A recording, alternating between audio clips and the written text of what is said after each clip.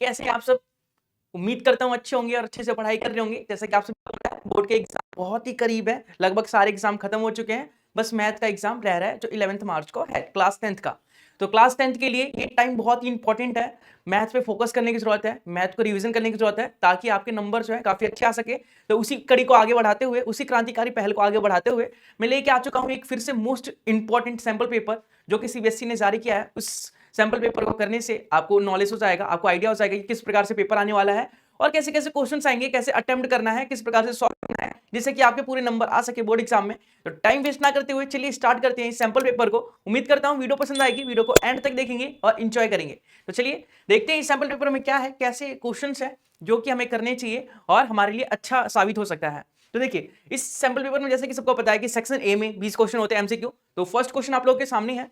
First question में बोला गया है कि the graph of y equal to px where px is the polynomial in variable x is as follow।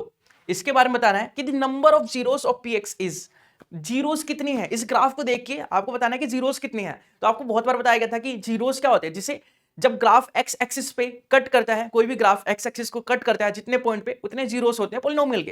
तो देखिए कितने कितने पॉइंट पे कट कर रहा है एक्स एक्सिस को। तो देखिए एक पॉइंट पे कट कर रहा है, 2 3 4 5, 5 पॉइंट पे ये कट कर रहा है ग्राफ एक्स एक्सिस को, तो इसके जीरोस होंगे 5।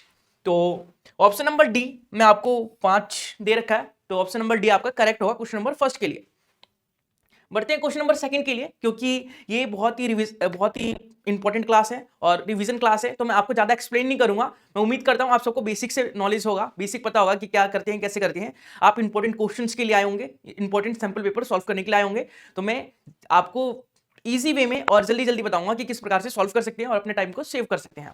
तो चलिए क्वेश्चन नंबर सेकंड देखते हैं। The zeros of quadratic polynomial √3x square minus 8x plus 4 under √3। तो इसका आपको बताना है जीरोस कितने हैं। तो जीरोस कैसे निकालते हैं, पोलिनोमियल को लिख लेते हैं। देखिए √3x square minus 8x plus 4 √3। उम्मीद करता हूं क्वाड्रेटिक पोलिनोमियल को सॉल्व करना आप लोगों को आता होगा, जीरोस निकालना आता होगा। देखिए फर्स्ट और लास्ट को मल्टीप्लाई करते हैं और जो भी वो नंबर आता है उसका एलसीएम लेके हम उन नंबरों का यूज करके ये नंबर बनाते हैं। ठीक है, तो देखिए इन दोनों को मल्टीप्लाई करेंगे फर्स्ट और लास्ट को, तो √3 इंटू √3 3 हो जाएगा और 3 को 4 से करेंगे तो 12 हो जाएगा। कहने का तात्पर्य ये है कि 12x स्क्वायर आएगा फर्स्ट और लास्ट को मल्टीप्लाई करने पे। 12 का हम फैक्टर करें तो 6 दूनी 12 हो सकता है, तो -6 -2 हो गया, तो √3x square minus 6x minus 2x plus 4 √3 equal to 0। अब देखिए पहले दो में कॉमन देखते हैं क्या है। पहले दो में कॉमन आ रहा है √3x, तो √3x को कॉमन लेंगे तो यहां बचेगा x माइनस 2 √3। उम्मीद करता हूं कॉमन लेना सबको आता होगा, क्योंकि बोर्ड का एग्जाम बहुत ही करीब है, तो इतनी छोटी छोटी नॉलेज तो आप लोगों को होगी, ऐसी मैं आशा करता हूं। इन दोनों में देखिए 2 कॉमन आ रहा है, -2 कॉमन ले लिया तो x माइनस 2 √3 आ जाएगा इक्वल टू 0। अब इसमें और इसमें कॉमन आ रहा है x माइनस 2 √3, तो x माइनस 2 √3 कॉमन लिया तो √3x माइनस 2 बच गया और ये इक्वल टू 0 के हैं। तो 0 से कंपेयर करेंगे, एक बार पहले वाले को 0 से कंपेयर करेंगे, दूसरे वाले को करेंगे, तो x की दो वैल्यू निकलेगी। तो पहले वाले को 0 से कंपेयर करेंगे तो x की वैल्यू आ जाएगी हमारी x इक्वल टू 2 √3। इसी प्रकार से दूसरे वाले को हम 0 से कंपेयर करेंगे, √3x माइनस 2 इक्वल टू 0, तो x की वैल्यू आ जाएगी 2/√3। ठीक है, उम्मीद करता हूं समझ चुके होंगे, बहुत ही आसान क्वेश्चन था। तो देखिए हमें दो आंसर मिले x की दो वैल्यू मिली हमें 2 √3 और 2/√3। 2 √3 2/√3, 2 √3 2/√3। देखिए ऑप्शन नंबर डी जो आपका ये करेक्ट है। ठीक है, आप आंसर बताते रहेंगे कमेंट बॉक्स में, बताते रहेंगे कि कौन कौन से क्वेश्चन हो गए, क्या क्या ऑप्शंस हैं, या फिर कैसी लग रही है वीडियो, क्या जो ये वीडियोस है आपके लिए फायदेमंद है कि नहीं है, आपका रिवीजन हो रहा है कि नहीं, आपके जो डाउट्स हैं वो कमेंट बॉक्स में पूछ सकते हैं। चलिए आगे बढ़ते हैं, देखते हैं question number third. Question number third में बोला है select the quadratic polynomial px with 3 and -2/5 as the sum and product of the zeros respectively। आपको सम ऑफ जीरोस दिया है, मतलब अल्फा प्लस बीटा दिया है, प्रोडक्ट ऑफ जीरोस दिया है, मतलब अल्फा इंटू बीटा दिया है, तो आपको बताना है क्वाड्रेटिक पोलिनोमियल क्या होगा। चलिए निकालते हैं। हमें दे रखा है अल्फा प्लस बीटा है 3 और अल्फा इंटू बीटा दे रखा है, हमें प्रोडक्ट दिया है -2/5। आपको बताया गया था कि क्वाड्रेटिक पोलिनोमियल का फॉर्मूला क्या होता है, कैसे हम निकालते हैं, इक्वेशन कैसे निकालते हैं। इसका फॉर्मूला होता है x square minus alpha plus beta x plus alpha beta equal to 0। ये होता है formula. Alpha plus beta, alpha into beta रख देते हैं, x square, alpha plus beta की वैल्यू 3 है, 3 इंटू एक्स 3x हो जाएगा, अल्फा इंटू बीटा की वैल्यू -2/5 है। इसे और सॉल्व करते हैं, सिंप्लीफाई करते हैं। देखिए x square minus 3x -2/5, LCM लेके सॉल्व करेंगे तो एलसीएम आ जाएगा हमारा 5, यहाँ आ जाएगा 5x square minus 15x minus 2 equal to 0, 0 को 5 से मल्टीप्लाई करेंगे तो 0 हो जाएगा, तो 5x square minus 15x minus 2 equal to 0 हमारा आंसर होगा। तो देखते हैं कौन सा ऑप्शन सही है हमारा, 5x square minus 15x minus 2, option number C जो है आपका बिल्कुल करेक्ट है। बहुत ही आसान क्वेश्चन था, बहुत ही शानदार क्वेश्चन था, उम्मीद करता हूं समझ में आ चुका होगा, आपका भी आंसर आ चुका होगा। चलिए आगे बढ़ते हैं, देखते हैं क्वेश्चन नंबर 4 में क्या बोला है। क्वेश्चन नंबर 4 में बोला है कि if AD not equal to BC है, then what do you say about the solution of the pair of linear equation ax plus by equal to p and cx plus dy equal to q। देख लेते हैं क्या कह सकते हैं हम, ax plus by equal to p और cx plus dy equal to q। तो अगर हम कंपेयर करते हैं रेशियो को, तो रेशियो को कंपेयर करके पता चलता है ना कि वो लाइन इंटरसेक्टिंग है, कि वो लाइन पैरेलल है, कि वो कोइंसिडेंट है, कौन सी लाइंस है, तो कितने सॉल्यूशंस होंगे। तो एक बार देख लेते हैं, इसके x के कोफिशिएंट को कंपेयर करेंगे, उसका रेशियो लेंगे, y के कोफिशिएंट का रेशियो लेंगे और कांस्टेंट का रेशियो लेंगे। तो हमें नहीं पता ये इक्वल है या नहीं है, नॉट इक्वल टू है या इक्वल टू है, हमें नहीं पता, ठीक है। ADBC नॉट इक्वल टू है, ये क्वेश्चन में दिया गया है। ADBC नॉट इक्वल टू है, क्रॉस मल्टीप्लाई करते हैं तो ADBT नॉट इक्वल टू होगा। तो नॉट इक्वल टू किस में होता है, मान लीजिए A1/A2, B1/B2, A1/A2 not equal to B1/B2 जब होता है, ये क्या होता है, इंटरसेक्टिंग लाइन के लिए होता है, इंटरसेक्टिंग लाइंस जिसके यूनिक सॉल्यूशन होती है, या एक सॉल्यूशन बोल सकते हैं, यूनिक सॉल्यूशन होता है उसके। तो ये कंडीशन फुलफिल हो रही है यहाँ पे, नॉट इक्वल टू का सिंपल मिल चुका है हमें, क्वेश्चन में पहले से दिया है कि AD जो है नॉट इक्वल टू BC है, मतलब अगर इसे क्रॉस मल्टीप्लाई करेंगे हम तो AD not equal to BC क्या आएगा, तो हम बोल सकते हैं कि ये इंटरसेक्टिंग लाइंस है और इंटरसेक्टिंग लाइंस के यूनिक सॉल्यूशंस होते हैं। तो ऑप्शन नंबर 20 होगा आपका, ये करेक्ट होगा क्वेश्चन नंबर 4 के लिए, ठीक है। चलिए आगे बढ़ते हैं, आगे देख लेते हैं क्वेश्चन नंबर 5 में क्या बोला गया है। क्वेश्चन नंबर 5 में बोला गया what are the value of x and y for following pair of linear equations 3x + 2y - 7 = 0 and 4x + y - 6 = 0। x and y की वैल्यू बतानी है। तो हमने दो मेथड्स पढ़े थे इक्वेशंस को सॉल्व करने के लिए, एक एलिमिनेशन पढ़ा था और एक सब्स्टिट्यूशन पढ़ा था। तो एलिमिनेशन मेथड से सॉल्व करते हैं इसे। देखिए एलिमिनेशन में क्या होता है, कोफिशिएंट सेम करना होता है किसी भी एक वेरिएबल का। देखिए -7 है तो इस साइड जाएंगे तो 7 हो जाएगा। इसी प्रकार से ये 4x + y - 6 है, साइड चेंज करेंगे तो +6 हो जाएगा। मैं y के कोफिशिएंट को सेम करना चाहता हूँ, y का कोफिशिएंट यहाँ पे 2 है और यहाँ पे 1 है, तो 1 को 2 से मल्टीप्लाई करूंगा तो सेम हो जाएगा, 2y का कोफिशिएंट हो जाएगा दोनों में, तो यहाँ पे 2 से मल्टीप्लाई करना पड़ेगा, तो 4 2 8x 2y = 16। देखिए यहाँ पे भी y का कोफिशिएंट 2y है, यहाँ पे भी y का कोफिशिएंट 2 है, 2 2 सेम है, तो हम बोल सकते हैं कि y का कोफिशिएंट सेम है, तो एलिमिनेशन मेथड यूज कर सकते हैं। तो दोनों में एलिमिनेशन मेथड लगा देते हैं। एलिमिनेशन मेथड लगाया हमने तो साइन चेंज करेंगे, प्लस का माइनस, प्लस का माइनस, प्लस का माइनस, 2y से 2y कैंसिल हो गया, यहाँ पे बचेगा -5x और यहाँ बचेगा -9।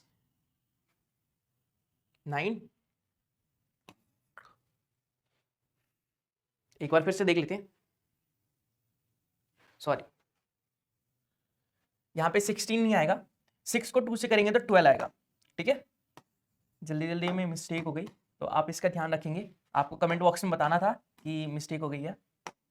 यहाँ पे 12 माइनस, ठीक है, तो यहाँ पे बचेगा हमारा -5, तो x की वैल्यू आ जाएगी 1 और हमें इक्वेशन दे रखी है 3x + 2y, इसमें x की वैल्यू रखेंगे 1, तो ये हो जाएगा 3 + 2y = 7। 7 में से 3 माइनस कर देंगे तो 4 बचेगा, मतलब 2y की वैल्यू 4 है तो y की वैल्यू 2 हो जाएगी, मतलब x की वैल्यू 1 है और y की वैल्यू 2 है, x की वैल्यू 1 y की वैल्यू 2। ऑप्शन ए जो होगा आपका करेक्ट होगा बिल्कुल, ठीक है। चलिए अगला क्वेश्चन देखते हैं, क्वेश्चन नंबर 6 बोला क्वाड्रेटिक इक्वेशन है आपके पास 2x² - 3 √2x + 9/4 = 0। इसके कितने सॉल्यूशंस है, कैसे सॉल्यूशंस है, रियल है कि रियल नहीं है, कैसे पता चलता है, जब d की वैल्यू निकालते हैं, डिस्क्रिमिनेंट निकालते हैं।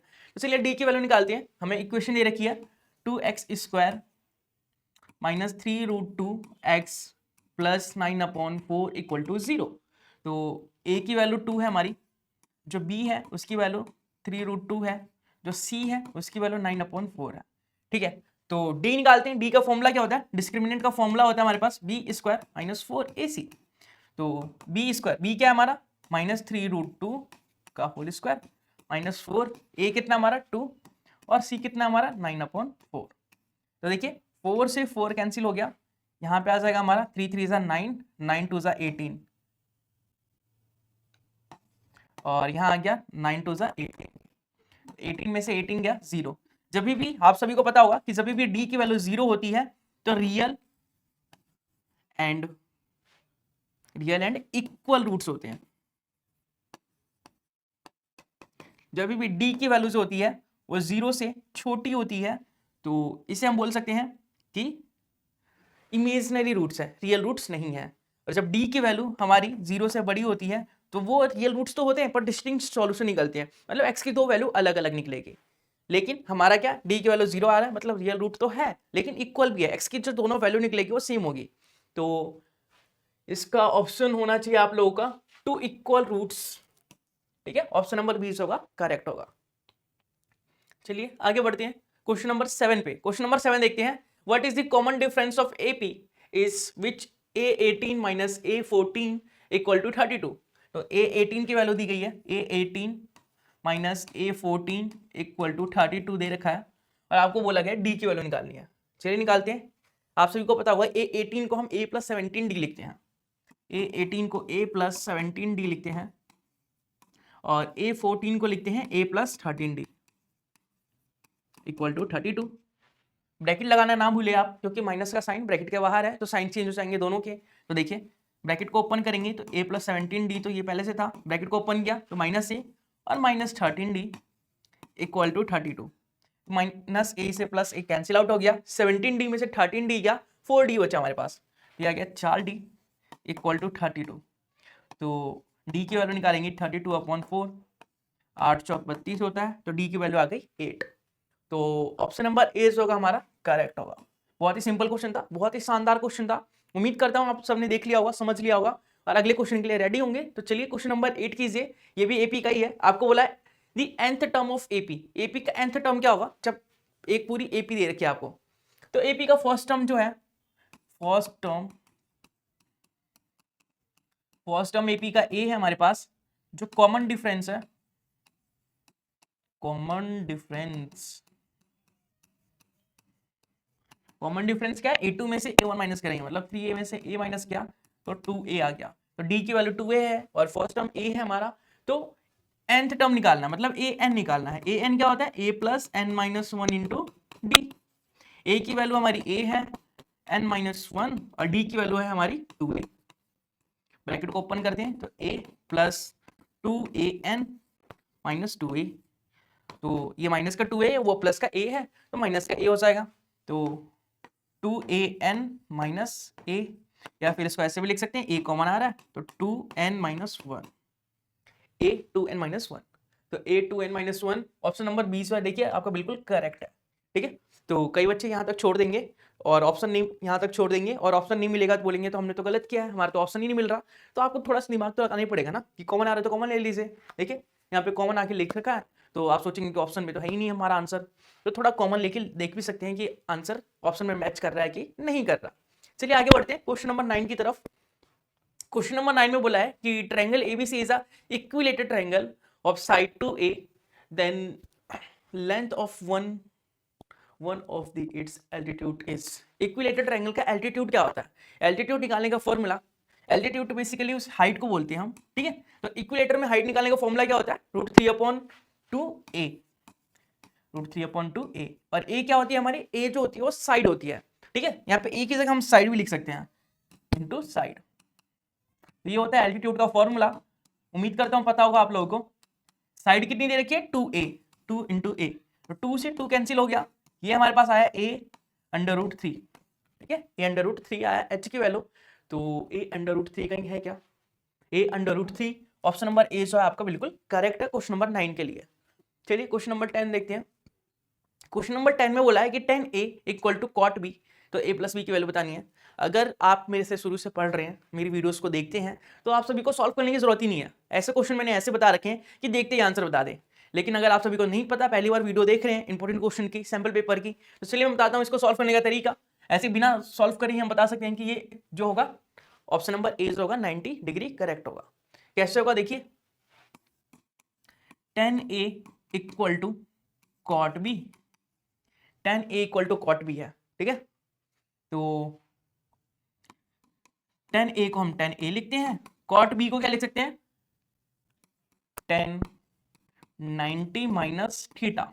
tan 90 माइनस थीटा क्या होता है, cot थीटा होता है, tan 90 minus theta cot theta, ठीक है। तो चलिए कंपेयर करते हैं थीटा थीटा को, तो a equal to 90 minus b आ रहा है, b को इस साइड लेके जाएंगे तो a plus b equal to 90 degree आ जाएगा।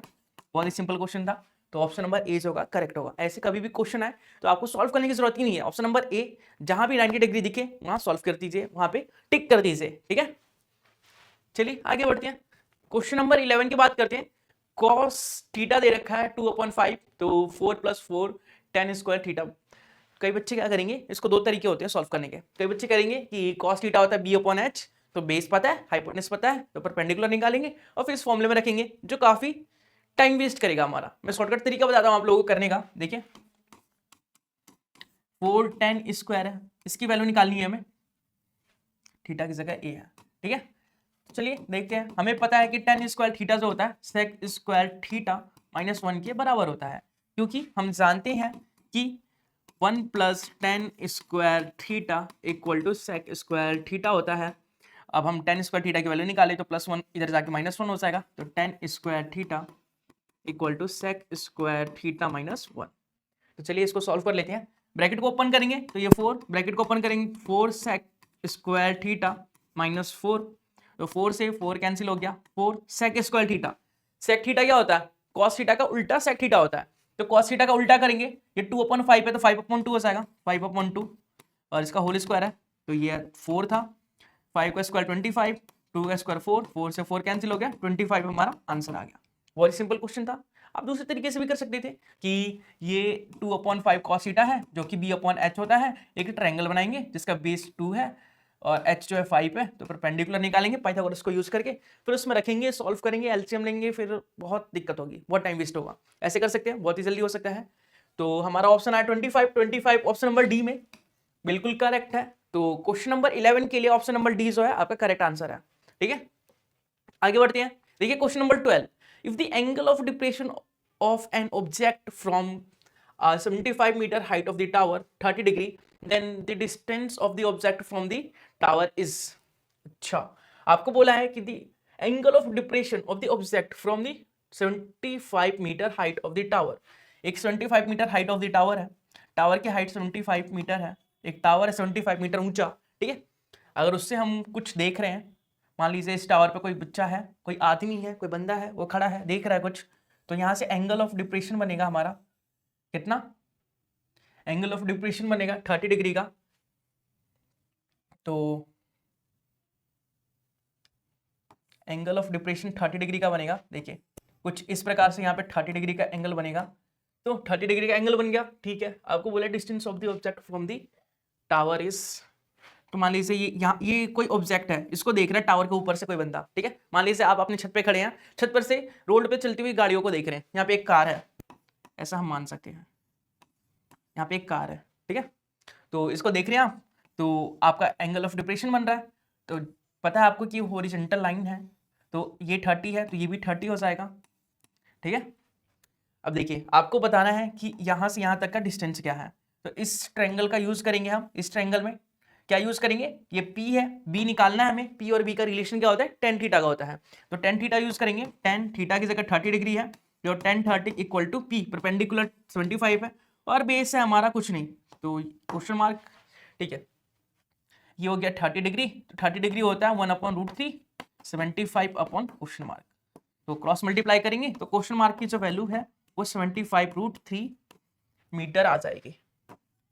यही हमसे पूछा था और ये हमने निकाल लिया। तो आपको विजुअलाइज करना है कि फिगर कैसा बन सकता है, कैसा बना सकते हैं, क्योंकि फिगर बनाए बिना नहीं कर सकते आप क्वेश्चन, तो फिगर बनाना सीखिए विजुअलाइज करना सीखिए, अज्यूम करना सीखिए, ताकि आप किसी भी क्वेश्चन का, किसी भी प्रॉब्लम का सॉल्यूशन निकाल सके, चाहे वो मैथ के अंदर हो, चाहे वो रियल लाइफ के अंदर हो। चलिए देखते हैं इसका ऑप्शन क्या था हमारा, 75√3, ऑप्शन नंबर सी जो है करेक्ट है।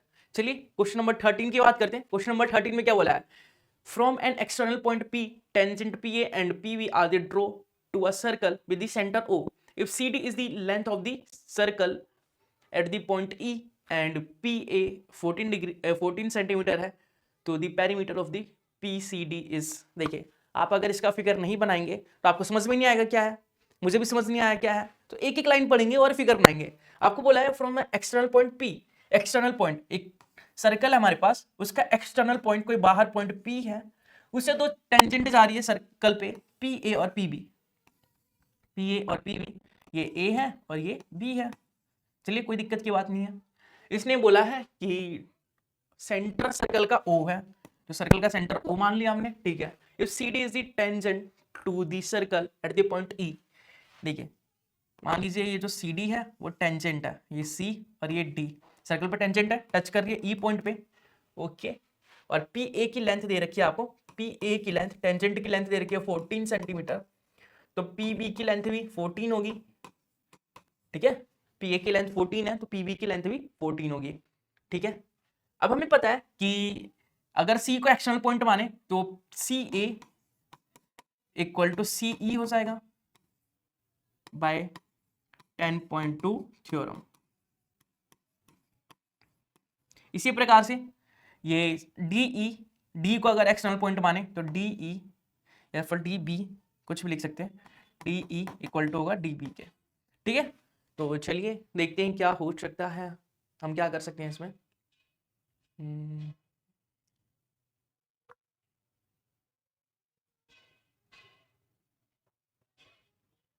देखिए हम इस ट्रायंगल की बात करते हैं, पेरीमीटर तो इस ट्रायंगल का निकाला है ना, PCD का, तो इन ट्रायंगल PCD पेरीमीटर निकालेंगे, पेरीमीटर ऑफ ट्रायंगल PCD का पेरीमीटर निकालेंगे तो तीनों साइड को प्लस करना पड़ेगा, मतलब PC plus PD plus CD।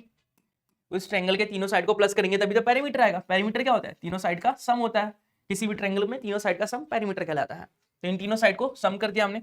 PC हमें नहीं पता क्या है, कोई बात नहीं, PD भी नहीं पता हमें क्या है, लेकिन CD पता है हमें। CD जो है CE प्लस, देखिए जो CD है हमारा, जो CD है हमारा, ये वाली लाइन जो है ये पॉइंट E है, तो CE प्लस ED से बन रहा है, CE प्लस ED से, जो CD है वो CE प्लस ED से बन रहा है, ठीक है। PC plus PD plus CE और ED, CE किसके बराबर है, CE बराबर है CA के, CE बराबर है CA के, और ED किसके बराबर है, ED बराबर है DB के, ED बराबर है DB के। तो चलिए देखते हैं, PC प्लस CA को साथ में लेते हैं अगर, और PD प्लस DB को साथ में लेते हैं, तो देखिए PC और CA दोनों का प्लस करेंगे तो PA आएगा, तो क्या आ जाएगा PA, और PD और DB, PD मतलब यहां तक और DB मतलब यहां तक, दोनों को प्लस करेंगे तो PB आ जाएगा, PB।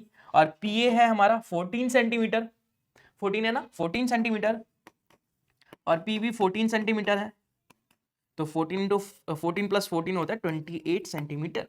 तो हमारा option number C 28 centimetre perimeter of triangle PCD आएगा, ठीक है। उम्मीद करता हूं समझ चुके होंगे, थोड़ा इंपॉर्टेंट क्वेश्चन था, ये 2 नंबर में पूछा जा सकता है, तो आप इसे जरूर से करेंगे क्योंकि काफी इंपॉर्टेंट क्वेश्चन है, ये पूछे जा सकते हैं बोर्ड एग्जाम के अंदर, तो आप इसका ट्राई जरूर से करेंगे, सीख के जरूर से जाएंगे यहाँ पे। चलिए आगे बढ़ते हैं, क्वेश्चन नंबर 13 हो गया, क्वेश्चन नंबर 14 की बात करते हैं। In a circle of radius 14 centimetre the arc subtended the angle of 45 degree at the centre, the area of the sector. Radius दिया है हमें, सर्कल का रेडियस दिया हमें 14 सेंटीमीटर और थीटा दे रखा है 45 डिग्री। आपको बताना है एरिया ऑफ सेक्टर, लिखेंगे area of sector equal to, area of sector क्या होता है, थीटा बटे 360 पाई r स्क्वायर। थीटा है हमारे 45 360, पाई पाई की वैल्यू क्या है, कुछ नहीं, मतलब ले सकते हैं हम 22/7 are square, are 14 into 14।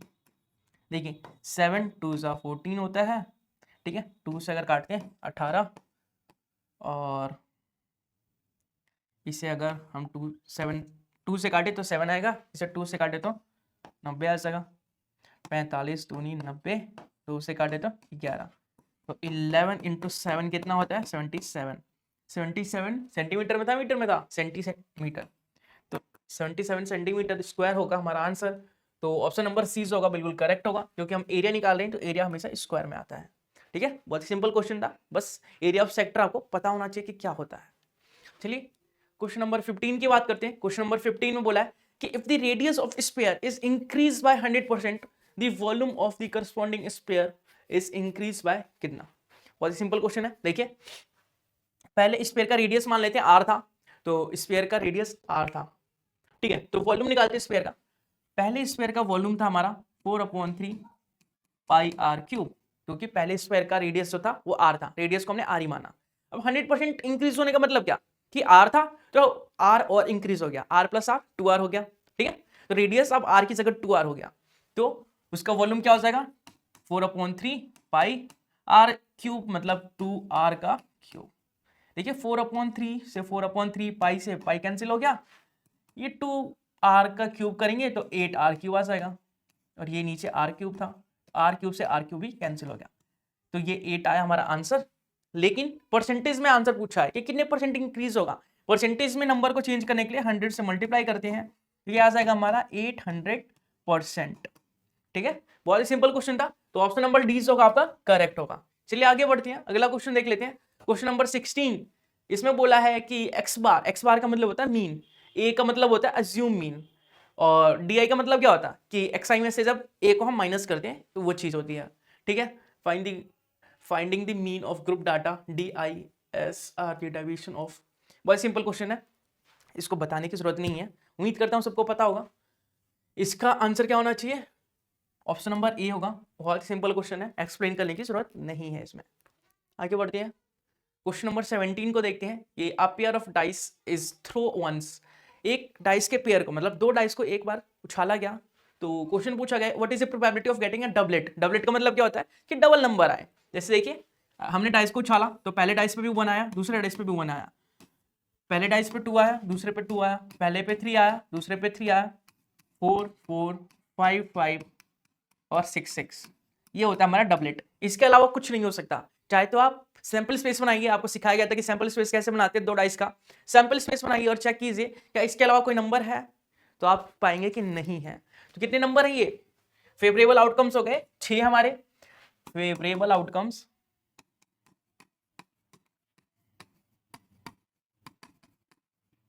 Favourable outcome 6 है, और टोटल आउटकम्स है हमारे,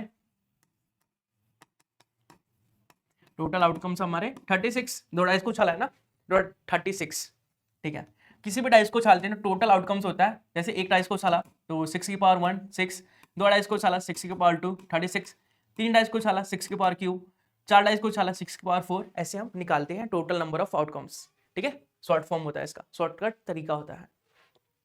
ठीक है, प्रोबेबिलिटी निकाल लेते हैं। Probability of event E equal to 6/36, 1/6 आपका आंसर आ जाएगा। तो ऑप्शन नंबर सी होगा आपको करेक्ट होगा इस क्वेश्चन के लिए। तो क्वेश्चन नंबर 17 भी समाप्त होता है। क्वेश्चन नंबर 18 की बात करते हैं। क्वेश्चन नंबर 18 में क्या बोला है, A and B are the two positive integer such that the least prime factor is A is 3 and the least prime factor of B is 5, then the least prime factor of A plus B is A. Okay, तो देखिए आप सभी को पता है कि कभी भी ऑड नंबर का जो दो ऑड नंबर का सम किया जाता है तो इवन आता है। कभी भी दो ऑड नंबर का सम किया जाता है, ऑड नंबर का दो ऑड नंबर का सम किया जाता है तो उसका सम क्या आता है, इवन आता है। तो आप ऑप्शन से चेक कर सकते हैं कि इवन नंबर होंगे हमारे आंसर होगा हमारा इवन नंबर की फॉर्म में। तो मतलब कि ये तो हो नहीं सकता ऑड है, ये भी नहीं हो सकता, मतलब दो ऑप्शन एलिमिनेट कर दिया हमने, दो ऑप्शन बच गए हमारे पास। ठीक है, दो में से एक ही तो चुनना है ना, दो तो चुन नहीं सकते। तो क्वेश्चन में देखेंगे इसने बोला लीस्ट प्राइम फैक्टर, लीस्ट का मतलब कम से कम, छोटा से छोटा, तो 4 और 2 में छोटा कौन सा है, 2 ही है ना, तो आंसर 20 होगा हमारा, ऑप्शन 20 होगा, बिल्कुल करेक्ट होगा। ऐसे हम सॉल्व करने के बजाय एलिमिनेट भी कर सकते हैं, बस आपको थोड़ा दिमाग लगाना है और दिमाग का खेल करना है। चलिए क्वेश्चन नंबर 19 की बात करते हैं। क्वेश्चन नंबर 19, ऐसे क्वेश्चन तो बहुत ही सिंपल होते हैं। देखिए आपको एक स्टेटमेंट दी गई है, उसका रीजन दिया गया है, बताना है कि सही है या गलत है। स्टेटमेंट है आपके पास 4x² minus 12x plus 9 equal to 0 has repeated roots. अच्छा, और रीजन क्या है कि the quadratic equation ax² plus bx plus c equal to 0 have repeated roots is discriminant d greater than 0। d जब ग्रेटर देन 0 होता है तो repeated roots होते हैं। तो ये बिल्कुल सही है, दोनों सही है, स्टेटमेंट भी सही है आपकी, रीजन भी सही है, तो दोनों सही है, मतलब हमारा ऑप्शन नंबर ए होगा, बिल्कुल करेक्ट होगा। चलिए आगे बढ़ते हैं। क्वेश्चन नंबर 20 में भी वही करना है, स्टेटमेंट रीजन सही है गलत है ये बताना है। तो स्टेटमेंट है आपके पास, find the value of y, the value of y is 6 what for which the distance between the point p 2 minus 3 and q 10 y is 10। distance between the given region दे रखा है distance between two given points is, ठीक है। तो reason तो बिल्कुल ठीक है, दो गिवन पॉइंट के बीच का डिस्टेंस जब निकालते हैं हम तो डिस्टेंस फॉर्मूला यही होता है, x2 में से x1 माइनस करके होल स्क्वायर करते हैं, y2 में से y1 माइनस करके होल स्क्वायर करते हैं। बात करते हैं हमारा स्टेटमेंट का, तो वो चेक कर लेते हैं। आपको एक पॉइंट दिया है 2 माइनस 3 और y की वैल्यू 6 है, तो दूसरा पॉइंट हो गया 10 और 6। इसका डिस्टेंस निकाल लेते हैं। डिस्टेंस अगर 10 आया तो ये ठीक है, नहीं तो नहीं है। ये x2 में से x1 माइनस करेंगे, मतलब 10 में से 2 माइनस करेंगे, होल स्क्वायर करेंगे। y2 में से y1 माइनस करेंगे, मतलब 6 में से 3 माइनस करेंगे, और माइनस का 3 है तो प्लस का 3 हो जाएगा, ठीक है। 10 में से 2 गया 8, 8 का स्क्वायर 64, 6 और 3 9, 9 का स्क्वायर 81, तो क्या आ जाएगा आपका 4 1 5, 8 6 कितने होते हैं 14, 145। डिस्टेंस तो हमारा 145 आ रहा है अंडर रूट के अंदर, लेकिन डिस्टेंस बोला 10 के इक्वल है, तो फर्स्ट वाला गलत है और सेकंड वाला सही है, ठीक है। तो फर्स्ट वाला गलत है, सेकंड वाला सही है, ऑप्शन नंबर डी होगा आपका करेक्ट होगा। चलिए इसी के साथ हम सेक्शन बी के अंदर एंटर कर चुके हैं। सेक्शन बी में 2-2 नंबर के 5 क्वेश्चन है, जैसे कि आप सभी को पता है 2 नंबर के क्वेश्चन है, तो उसे सॉल्व करना है। तो चलिए सॉल्व करते हैं एक एक करके। क्वेश्चन नंबर 21 में क्या बोला है कि explain why are the composite number, मतलब ये तो नंबर है, ये कंपोजिट नंबर क्यों है, इसे एक्सप्लेन करना है। चलिए करते हैं। पहला नंबर देख लेते हैं। पहला नंबर है 7 इंटू 13 इंटू 11 प्लस 11। कॉमन क्या आ रहा है हमारा 11 आ रहा है, तो 11 को कॉमन ले लेते हैं, तो ये बचेगा 7 इंटू 13 इंटू 1 प्लस 1, ठीक है। यहाँ पे 11, 13 को 7 से मल्टीप्लाई करेंगे तो 7 या 21, 7 कम 7 8 9, और ये प्लस का 1 तो पहले से था तो प्लस का 1, तो ये 11 इंटू 92 आ गया। अब 92 का हम एलसीएम ले लेते हैं, फैक्टर कर लेते हैं। तो 92 का एलसीएम क्या होता है, 2 से करेंगे तो 4 2 8 होता है, एक 9 बचा 6, ये आ गया 23, 23 1 से 23, तो ये 92 को हम लिख सकते हैं 2 इंटू 23, ठीक है। बात करते हैं अगले की। अगला क्या है हमारा, नेक्स्ट है हमारा 7 into 6 into 5 into 4 into 3 into 2 into 1 plus 3। कई बच्चे इस नंबर को देख के डर जाएंगे कि ये क्या आ गया, तो डरना नहीं है। देखिए अब हम कॉमन क्या ले सकते हैं, कॉमन आ रहा है 3, तो 3 को कॉमन लेंगे तो अंदर बचेगा 7 into 6 into 5 into 4 into 2 into 1 plus 1। तो चलिए इसे सॉल्व कर लेते हैं। यह आ गया हमारा 6 पंजे 30, तो यह आ गया 30, 7 चौक 28, 28 दूनी 56, 56 56 इंटू 30 प्लस 1। तो 56 इंटू 30 क्या होगा, देखिए 56 इंटू 3 कितना होता है, 6 या 18, 1 5 या 15 1 16, तो यार क्या 3 इंटू 1680 प्लस 1, तो 3 इंटू 1681, 1681 का एलसीएम ले लेते हैं। 1681 का एलसीएम लेंगे तो ये किससे जाएगा, 3 से जाएगा नहीं, 4 से जाएगा क्या, 4 दूनी 8 नहीं, 5 से भी नहीं जाएगा, 6 से जाएगा क्या नहीं, 7 से, 7 दूनी 14 15 16, 7 चौक 28 नहीं, 8 से जाएगा क्या, 8 से, तो 8 से जाने के लिए 8 8 अठाई 64, 4 68 8 56 नहीं, 9 से जाएगा क्या, 9 से जाने के लिए 3 से ही जाना पड़ेगा, 10 से, 11 से, 11 1 सा 11 बचा क्या 5, 11 5 सा 55 बचा क्या 3 नहीं जाएगा, 12 से किससे जाएगा, जल्दी बताइए किससे जाएगा, सोचिए। मुझे लगता है 9 से अगर करें तो 9 1 जा 9, बचा क्या 7, 9 8 72, 9 एकम 9, बचा हमारे पास 7, 9 8 72, 6 56, नहीं जाएगा, 3 से भी नहीं जा रहा, किससे जाएगा ये, हमने मल्टीप्लाई ठीक किया, एक बार देख लेते हैं। 6 पंजे 30, 7 चौक 28, 28 दूनी कितना होता है 56 होता है, ठीक है। 6 दिया 18, 5 दिया 15, 16, ठीक है। तो ये आया हमारा 41, 9 से नहीं जा रहा है, 9 6 6 7 8 9 नहीं, 2 से नहीं जा रहा, 3 से 6 7 8 8 8 16, 16 नहीं जा रहा, 4 से जाएगा क्या, नहीं जाएगा, 5 से भी नहीं जा रहा, 6 से तो 3 से जाना चाहिए, 3 से जा रहा है क्या, नहीं, 7 से 7 दूनी 14 15 16 7 चौक 28 नहीं।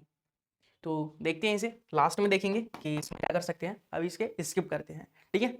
इसका एक्सप्लेनेशन तो सुन लीजिए, क्योंकि कंपोजिट नंबर क्या होता है, जिसके 2 से ज़्यादा फैक्टर होते हैं, तो इसके 4 फैक्टर हैं, तो ये तो कंपोजिट नंबर है। बात करते हैं इसकी, तो इसका एक बार चेक करेंगे हम लोग कि हमने सही किया या नहीं, या क्वेश्चन सही है या नहीं, ठीक है। लास्ट में चेक करेंगे, आप मुझे याद दिला देंगे। चलिए क्वेश्चन नंबर 22 करते हैं। क्वेश्चन नंबर 22 में क्या बोला, find the zeros of the quadratic polynomial. Quadratic polynomial दिया गया आपको, जीरोस निकालने हैं, मतलब 2 जीरोस निकलेंगे क्योंकि क्वाड्रेटिक है। चलिए निकालते हैं, देखते हैं। जीरोस निकालना है तो जीरो से कंपेयर तो करना ही पड़ेगा, फर्स्ट और लास्ट को मल्टीप्लाई करते हैं, फर्स्ट स्टेप यही होता है। तो √3 इंटू √3 3 हो जाएगा, 3 इंटू 4 12 हो जाएगा, तो ये हो गया माइनस प्लस 12x², 12x² हो गया, माइनस प्लस या माइनस करके 8x बनाना है, तो 6 2 से 12 होता है और 6 और 2 8 होता है, तो 8 को लिख सकते हैं हम √3x² minus 6x minus 2x plus 4 √3 equal to 0। अभी ऐसे क्वेश्चन हमने किया था शायद, याद हो तो आपको। इन दोनों में कॉमन लेंगे तो कॉमन आया √3x, तो अंदर बचेगा x माइनस 2 √3, इसमें से -2 कॉमन लेंगे तो x माइनस 2 √3 बच जाएगा इक्वल टू 0।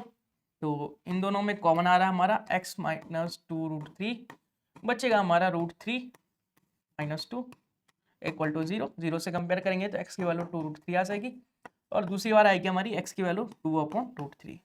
उम्मीद करता हूँ समझ में आ चुका होगा।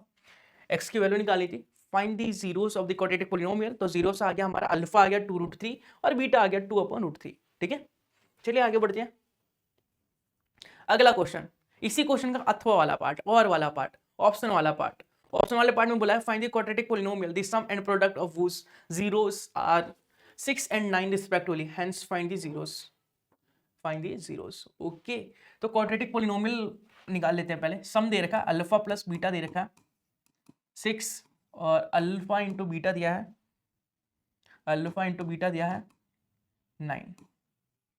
तो पॉलिनोमियल निकालने के लिए फॉर्मूला होता है x² minus alpha plus beta x plus alpha into beta equal to 0। तो x² minus alpha plus beta कितना है 6 into x 6x plus alpha into beta 9 है इक्वल टू 0। तो पॉलिनोमियल आ गया हमारा x² माइनस 6x प्लस 9। इसके zeros निकाल लेते हैं, तो इसके जीरोस क्या होंगे, इसके जीरोस निकालने के लिए फर्स्ट और लास्ट को मल्टीप्लाई करना पड़ेगा, तो 9x² आएगा, 9 3 इंटू 3 9 होता है, और 3 माइनस 3 जो होता है -6 होगा, ठीक है। तो इसको लिख सकते हैं -3x प्लस 9 इक्वल टू 0, ठीक है। इन दोनों में कॉमन क्या आ रहा है, x माइनस 3 बच गया, इसमें कॉमन -3 आ रहा है तो x माइनस 3 बच गया। ओके, इन दोनों में कॉमन आ रहा है x माइनस 3, तो x माइनस 3 कॉमन आ रहा है तो x माइनस 3 कॉमन ले लिया, और बच गया हमारा x माइनस 3 इक्वल टू 0। तो x की 2 वैल्यू आएगी, कंपेयर करेंगे 0 से, तो x की वैल्यू आ जाएगी 3 और 3, x की वैल्यू आ गई 3, x की वैल्यू आ गई हमारी 3। तो अल्फा भी 3 है और बीटा भी 3 है हमारा, ठीक है। क्योंकि देखो 3 प्लस 3 कितने होते हैं, 6 होते हैं, 3 इंटू 3 कितने होते हैं, 9 होते हैं। ऐसे डायरेक्ट भी बता सकते थे, लेकिन क्योंकि क्वेश्चन 2 नंबर का है तो सॉल्व करके दिखाना है, ठीक है। चलिए आगे बढ़ते हैं। अगला क्वेश्चन है, what is the distance of point 3 and 4 from the x axis. बहुत ही सिंपल क्वेश्चन है, बहुत ही आसान क्वेश्चन है। एक्स एक्सिस से डिस्टेंस बताना है, what is the distance of the point का। तो आप मुझे कमेंट बॉक्स में इस क्वेश्चन का आंसर बताएंगे। ये क्वेश्चन आप लोगों के लिए होमवर्क है, कुछ तो आप लोग भी करें ना होमवर्क। कमेंट बॉक्स में कमेंट आ जाना चाहिए। अगर जिसने भी कमेंट नहीं किया उसका मतलब कि वो पेपर के लिए पढ़ नहीं रहा, पेपर के लिए बिल्कुल भी सीरियस नहीं है और बोर्ड में अच्छे नंबर नहीं आने वाले उसके। तो कमेंट करके बताइए कि आप पेपर के लिए पढ़ रहे हैं, सीरियस हैं, पेपर की तैयारी कर रहे हैं, वीडियोस को देख रहे हैं, सीख रहे हैं कुछ इंपॉर्टेंट क्वेश्चंस। तो चलिए क्वेश्चन नंबर 24 करते हैं। If triangle ABC is similar to the triangle DEF such that, okay, हमें दे रखा है कि ट्रायंगल एबीसी सिमिलर है ट्रायंगल डीईएफ के।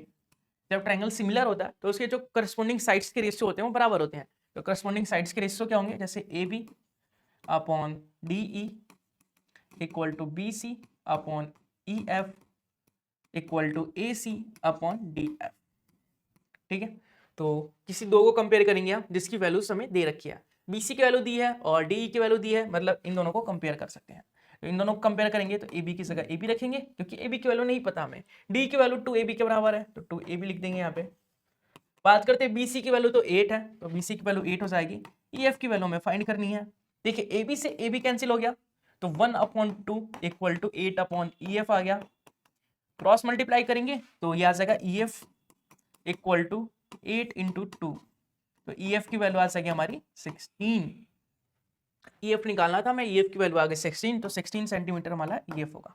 ठीक है, बहुत ही सिंपल क्वेश्चन था, कोई दिक्कत वाली बात नहीं है इस क्वेश्चन में। उम्मीद करता हूँ समझ चुके होंगे और अगले क्वेश्चन के लिए तैयार होंगे। तो चलिए क्वेश्चन नंबर इसका और ही कर लेते हैं, ऑप्शन वाला ही कर लेते हैं। तो इसका ऑप्शन क्या है कि फिगर दिया गया आपको और केपी है 4 और पीएम की वैल्यू 13 है। ओके, के एन की वैल्यू जो है 20 प्लस 20.4 है। के क्यू निकालना है तो के क्यू को हम लेट कर लेते हैं एक्स है। लेट अज्यूम के क्यू इक्वल टू एक्स। चलिए देखते हैं। देखिए पी क्यू पैरेलल है एम एन के, पी क्यू पैरेलल है, पी क्यू समांतर है एम एन के। मतलब क्या, ये दो चीजें समांतर होती है, दो रेखाएं समांतर होती है एक त्रिभुज के अंदर, तो उसके रेशियो जो होते हैं प्रोपोर्शनल होते हैं, बराबर होते हैं। ठीक है, हमने कौन सी थ्योरम में पढ़ा था, थेल्स थ्योरम के अकॉर्डिंग। तो थेल्स थ्योरम क्या कहती है कि K upon P M equal to होगा K Q upon Q N के। देखिए ये टोटल 20.4 है, ये x है तो ये बच्चा हुआ कितना हो जाएगा 20.4 माइनस एक्स। ठीक है, चलिए यूज करते हैं, x की वैल्यू फाइंड करते हैं। kp की वैल्यू 4 है, pm की वैल्यू 13 है, kq की वैल्यू हमारी x है और qn की वैल्यू 20.4 माइनस एक्स है। ओके, तो क्रॉस मल्टीप्लाई करेंगे तो यह आ जाएगा 4 ब्रैकेट में 20.4 minus x equal to 13 into x 13x। तो ब्रैकेट को ओपन करेंगे तो यहाँ से 20.4 into 4 minus 4x equal to 13x। तो 4x माइनस का है, इस साइड जाएगा तो प्लस का हो जाएगा, तो यहाँ जाएगा 20.4 इंटू 4 13x प्लस 4x, ये आ जाएगा 17x और यहाँ जाएगा 20.4 इंटू 4।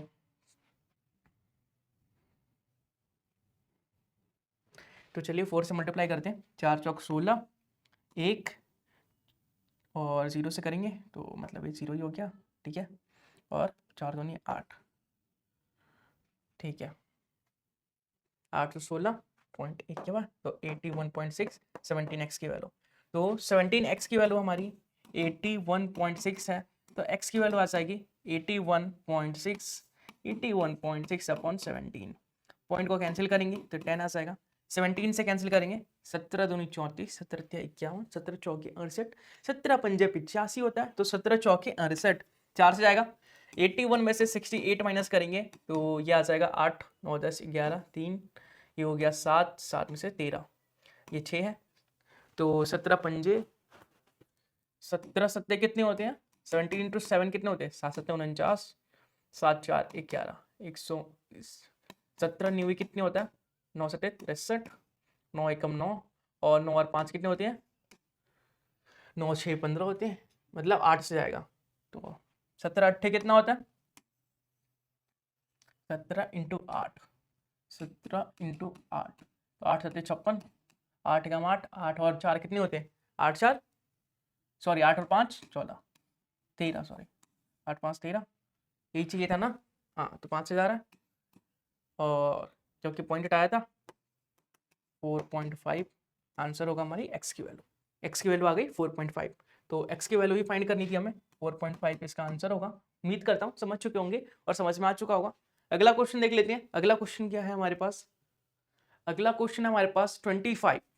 क्वेश्चन नंबर 25 में बोला है there are 30 cards of the same size in the bag which the numbers 1 to 30 are written। ठीक है, one card is taken out of the bag at the random, find the probability that the number on the selected card is not divisible by 3। कहने का मतलब ये है कि एक bag है आपके पास और कुछ कार्ड्स हैं आपके पास, 30 कार्ड्स हैं, उस पर 1 से 30 तक नंबर लिखा गया है। उस बैग में से रैंडम एक कार्ड निकाला, आपको प्रोबेबिलिटी बतानी है कि उस कार्ड में जो हमने कार्ड निकाला वो 3 से डिविजिबल नहीं होगा, उसकी क्या प्रोबेबिलिटी होगी। तो चलिए सॉल्व करते हैं। हमें पता है किसी इवेंट का होना और किसी इवेंट का ना होना, दोनों को जब प्लस करते हैं तो उसकी प्रोबेबिलिटी जो होती है 100% होती है, 1 के बराबर होती है।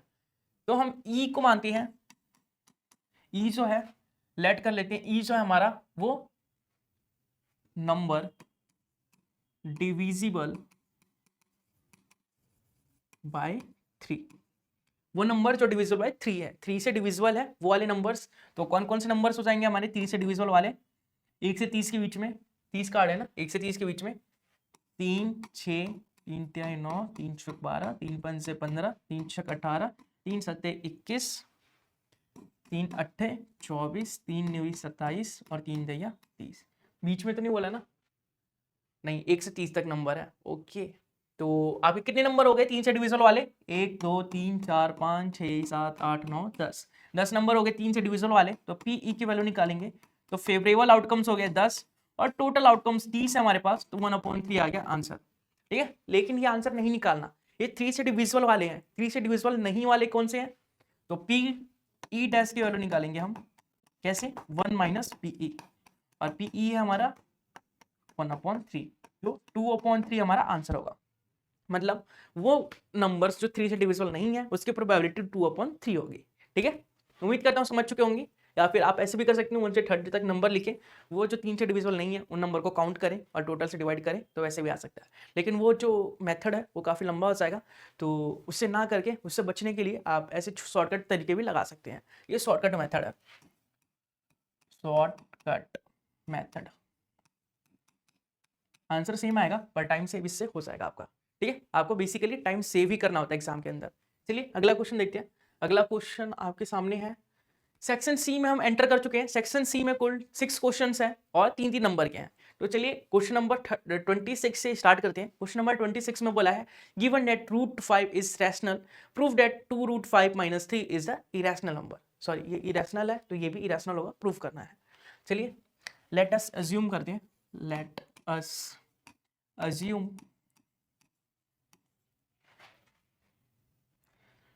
2√5 - 3 इज रैशनल नंबर। और रैशनल नंबर होगा तो क्या P/Q की फॉर्म में हम उसे लिख सकते हैं। अगर कोई भी नंबर रैशनल होता है तो उसे हम P/Q की फॉर्म में लिख सकते हैं। P और Q जो होते हैं को प्राइम नंबर होते हैं, P and Q are coprime numbers, coprime numbers and Q not equal to 0, Q 0 के बराबर नहीं होना चाहिए। ठीक है, अब बात करते हैं हम, ये 3 प्लस का, ये 3 माइनस का है, साइड चेंज करेंगे तो प्लस का होता है, 2√5 P/Q + 3। एलसीएम लेंगे तो एलसीएम आ जाएगा हमारा Q, तो यहाँ आएगा P + 3Q, यहाँ आएगा 2√5। तो √5 की वैल्यू अगर निकालें 2 मल्टीप्लाई में 2 इस साइड आके डिवाइड हो जाएगा, तो P + 3Q/2 × Q, इसे लिख सकते हैं P + 3Q/2Q। ठीक है, तो आगे लिखेंगे हम कि P + 3Q/2Q is a rational number number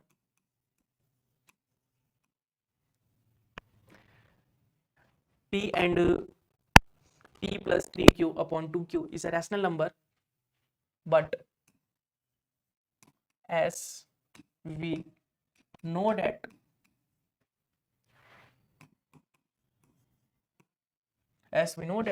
root 5 is, as we know that, या फिर ये इसकी जगह ये भी लिख सकते हैं कि given that root 5 is irrational number which is contradict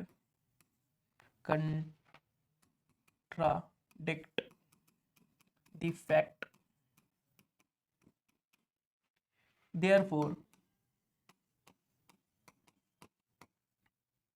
number क्या था हमारा 2 root 5 minus 3 is irrational number, ठीक है।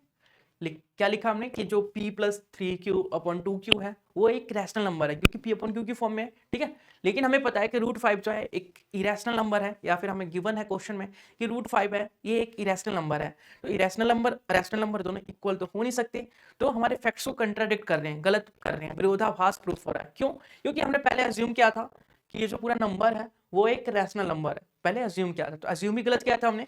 तो देयरफॉर हम कंक्लूजन निकाल सकते हैं कि जो 2 रूट 5 माइनस 3 है वो एक इरेशनल नंबर है। बस इतना ही करना था, और 3 नंबर आपकी झोली में, आपकी जेब में। तो 3 नंबर अपनी जेब में ही रखिएगा, जेब से गिराइएगा मत, क्योंकि 3 नंबर बहुत ही इंपॉर्टेंट है और बहुत ही आसान है लेना, ठीक है। चलिए आगे बढ़ते हैं। Question number 27। क्वेश्चन नंबर 27 में बोला है कि DE पैरेलल है BC के, DE पैरेलल है BC के, ठीक है। तो find the length of AD की लेंथ बतानी है, ये बताना है आपको। AE दे रखा है, सब कुछ दिया है। तो जब समांतर होती है, दो रेखाएं समांतर होती है एक त्रिभुज में, DE समांतर है BC के, तो हम पाइथागोरस नहीं, हम थेल्स थ्योरम को यूज करके बोल सकते हैं कि AD upon BD equal to होगा AE अपॉन CE के, लिखेंगे by Thales theorem, by Thales theorem.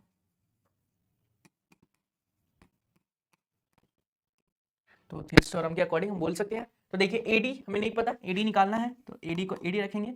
BD की वैल्यू 7.2 है, तो 7.2 रख दिया। AE की वैल्यू है 1.8, तो 1.28 रख दिया, और CE की वैल्यू है 5.4, तो 5.4 रख दिया, ठीक है। पॉइंट से पॉइंट कैंसिल हो गया, 18 तिया 54, तो यह आ गया AD अपॉन 7.2 इक्वल टू 1/3। तो क्रॉस मल्टीप्लाई करेंगे तो हमें मिलेगा 3AD इक्वल टू 7.2, तो AD की वैल्यू आ जाएगी 7.2/3। तो ये देखिए, अगर हम पॉइंट को हटाएं तो नीचे 10 आ सकता है, तो 72/3 इंटू 10, 3 से काटेंगे तो 3 2 6 बचा 1, 4 3 12 होता है, तो 24/10 आ गया AD की वैल्यू 24/10। अगर हम नीचे से 10 को हटाए तो लिख सकते हैं 2.4, AD की वैल्यू आ गई 2.4, और AD की वैल्यू निकालनी थी। बस आपको इतना सा कंसेप्ट यूज करना था और 3 नंबर आपके पास आ जाते हैं। तो उम्मीद करता हूँ समझ में आ चुका होगा और आप बहुत ही एक्साइटेड होंगे ऐसे क्वेश्चनों को करने के लिए। चलिए आगे बढ़ते हैं। क्वेश्चन नंबर 28 की वजह आ गई, 28 करते हैं। 28 में आपको शो करना है cos square 45 degree plus theta plus cos square 45 degree minus theta upon 10 60 degree plus theta 10 30 degree minus theta equal to 1 proof करना, शो करना है। आप सब सोच रहे होंगे कि अगर ये थीटा नहीं होता तो वैल्यूज पुट करके हम कर सकते थे। देखिए उससे भी आसान है, 2-3 स्टेप में ही हो जाएगा और आपके 3 नंबर पक्के हो जाएंगे। देखिए कैसे, आपको दिया है cos square 45 degree plus theta, और दूसरा है cos square 45 degree minus theta upon 10 60 degree plus theta और 10 30 डिग्री माइनस थीटा। चलिए ऊपर से सॉल्व करना स्टार्ट करते हैं। Cos square 45 degree plus theta को प्लस थीटा ही लिखते हैं, और ये जो cos square 45 degree minus theta है इसको हम लिख सकते हैं sine square 90 minus theta. Sine square 90 minus theta क्या होगा, कॉस स्क्वायर थीटा होगा, तो sine square 90 minus theta, theta क्या है हमारा 45 माइनस थीटा। ओके, ऐसा क्यों लिखा हमने, क्योंकि sine square 90 minus theta cos square theta होता है। ठीक है, इसी प्रकार से नीचे चेंज करेंगे tan 60 डिग्री प्लस थीटा, और ये जो tan 30 माइनस थीटा है इसको हम लिख सकते हैं cot 90 माइनस थीटा। ठीक है, cot 90 minus theta tan theta होता है। ठीक है, तो चलिए इसे सॉल्व करते हैं। इसे सॉल्व करेंगे, ऊपर वाला आएगा cos स्क्वायर 45 प्लस थीटा, और यहाँ से आएगा साइन स्क्वायर 90, ब्रैकेट को ओपन करेंगे तो 45 माइनस माइनस प्लस थीटा, और नीचे वाला सॉल्व करते हैं हम, तो tan 60 प्लस थीटा, और ये कॉट ब्रैकेट को ओपन करते हैं तो 90 minus 30 minus minus plus theta. तो आगे सॉल्व करेंगे, तो हमारा है कॉस स्क्वायर 45 प्लस थीटा, और हमें मिला था sine square 90 minus 45 plus theta. इसी प्रकार से नीचे मिला था हमें tan 60 प्लस थीटा, और हमें मिला था मल्टीप्लाई में cot 90 माइनस 30 प्लस थीटा। यही था क्या, एक बार चेक कर लेते हैं। बिल्कुल यही था।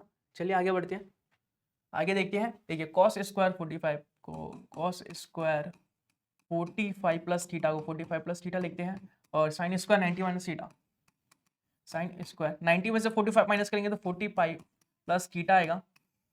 नीचे देख लेते हैं, नीचे tan 60 प्लस थीटा, और cot 90 में से 30 माइनस करेंगे तो 60 आ जाएगा, 60 प्लस थीटा।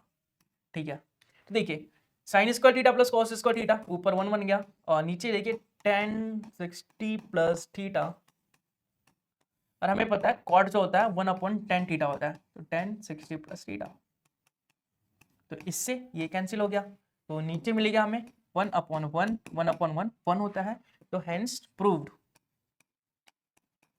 बहुत ही सिंपल क्वेश्चन था, हमने बहुत ही आसान तरीके से बहुत ही इजी वे में प्रूव कर दिया ऐसे क्वेश्चनों को। तो उम्मीद करता हूँ समझ में आ चुका होगा। अगर ऐसे क्वेश्चंस आए तो आप भी प्रूव कर सकते हैं, ऐसी मैं आशा करता हूँ, ऐसी मैं उम्मीद करता हूँ। चलिए क्वेश्चन नंबर 29 को देखते हैं। क्वेश्चन नंबर 29 में बोला है कि if tangent P and P V draw from the external point P to the circle with the centre O are inclined to each other at the angle of 80 degree, then find angle POA। तो पहले हम diagram बनाएंगे फिर समझेंगे question को।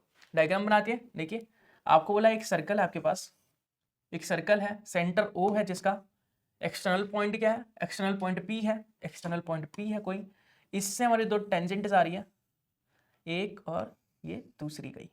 ठीक है, PA और PB, PA ये A है कहीं और ये B है कहीं, PB। ठीक है, इसने बोला कि POA, तो OA को मिला देते हैं, OB को भी मिला देते हैं हम। ठीक है, POA मतलब ये वाली लाइन, हमें 80 क्या दे रखा है, 80 दे रखा है, इंक्लाइन एंगल, ये वाला एंगल 80 है हमारा, 80 है, 80 डिग्री है। ठीक है, हमें पता है कि जो रेडियस होता है वो टेंजेंट पे परपेंडिकुलर होता है, लिख देते हैं as we know date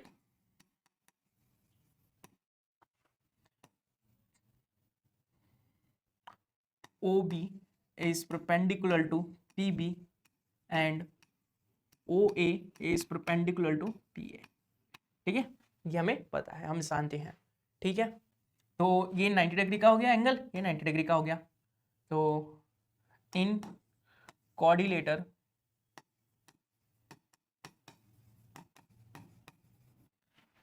PAOB में हम देखेंगे तो एंगल P जो है वो 80 डिग्री है, angle P plus angle A plus angle B plus angle AOB equal to 360 होता है।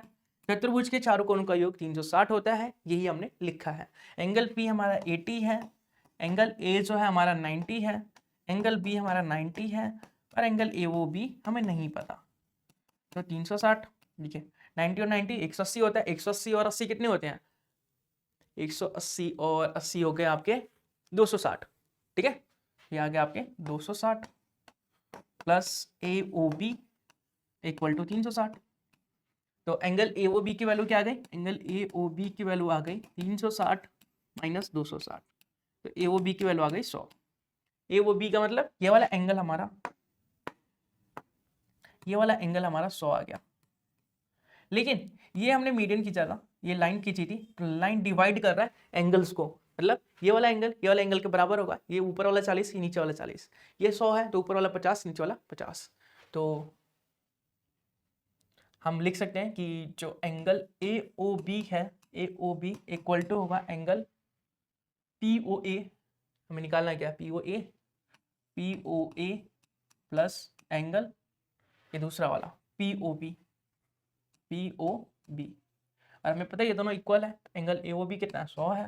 हमें पता है पी ओ ए जो है इक्वल है पी ओ बी के, तो पी ओ बी को पी ओ ए लिख सकते हैं। ये है इक्वल, दोनों इक्वल है, तो पी ओ बी को हम पी ओ ए लिख सकते हैं। तो P O A plus P O A, two P O A हो गया इक्वल टू 100 डिग्री। तो पी ओ ए की जो वैल्यू है वो आ जाएगी हमारी 50 डिग्री। हमारा आंसर क्या आएगा? 50 डिग्री। बस इतना सा क्वेश्चन करना था और आपके 3 नंबर झोली में, आपकी जेब में। तो 3 नंबर के लिए बस इतनी सी मेहनत करनी है, थोड़ा सा कंसेप्ट यूज करना है और आप इजीली नंबर को पा सकते हैं। तो चलिए आगे करते हैं क्वेश्चन नंबर 30। क्वेश्चन नंबर 30 में बोला है a right circular cone of the radius 3 centimetre has a curve surface area is 47.1 centimetre square, find the volume of the cone, use pi equal to 3.14। चलिए करते हैं। Right circular cone, right circular cone की radius कितनी है? Radius है आपकी 3 centimetre. Okay, curve surface area C S A दे रखा है आपको 47.1। ठीक है, अब सी एस ए होता क्या? C S A of circular cone, cone का सी एस ए क्या होता है? लिख लेते हैं। सी S A of cone, cone का सी एस ए क्या होता है? पाई आर एल। ठीक है, उम्मीद करता हूँ सबको पता होगा। चलिए सी एस ए लगाते हैं। कोन का पाई आर एल होता है। सी एस ए पहले से दिया है 47.1, पाई की वैल्यू 3.14 लेनी है। आर हमें दे रखा है कितना? 3 सेंटीमीटर, और एल हमें पता ही नहीं है। देखिए इस पॉइंट को हटाएंगे तो 2 जीरो लगा सकते हैं, इस पॉइंट को हटाएंगे तो 1 जीरो लगा सकते हैं, और 1 जीरो से 1 जीरो काट भी सकते हैं। क्रॉस मल्टीप्लाई करेंगे तो 471 इंटू 10, और ये था 314 इंटू 3 इंटू एल। तो ये हो गया 7 4 11 एक बार। ठीक है, तो एल की वैल्यू निकालने के लिए हमें 471 इंटू 10 अपॉन इन दोनों से डिवाइड करना पड़ेगा, 314 इंटू 3 इक्वल टू एल। आगे सॉल्व करते देखिए, 471 into 10 upon 314 into 3 equal to L. ठीक है, 3 से कैंसिल करेंगे तो 3 एकम 3 बचा 4, 3 पंच से 15 बचा 2 17, 7 या 21, 157। तो ये जाएगा क्या? 3 से नहीं जाएगा।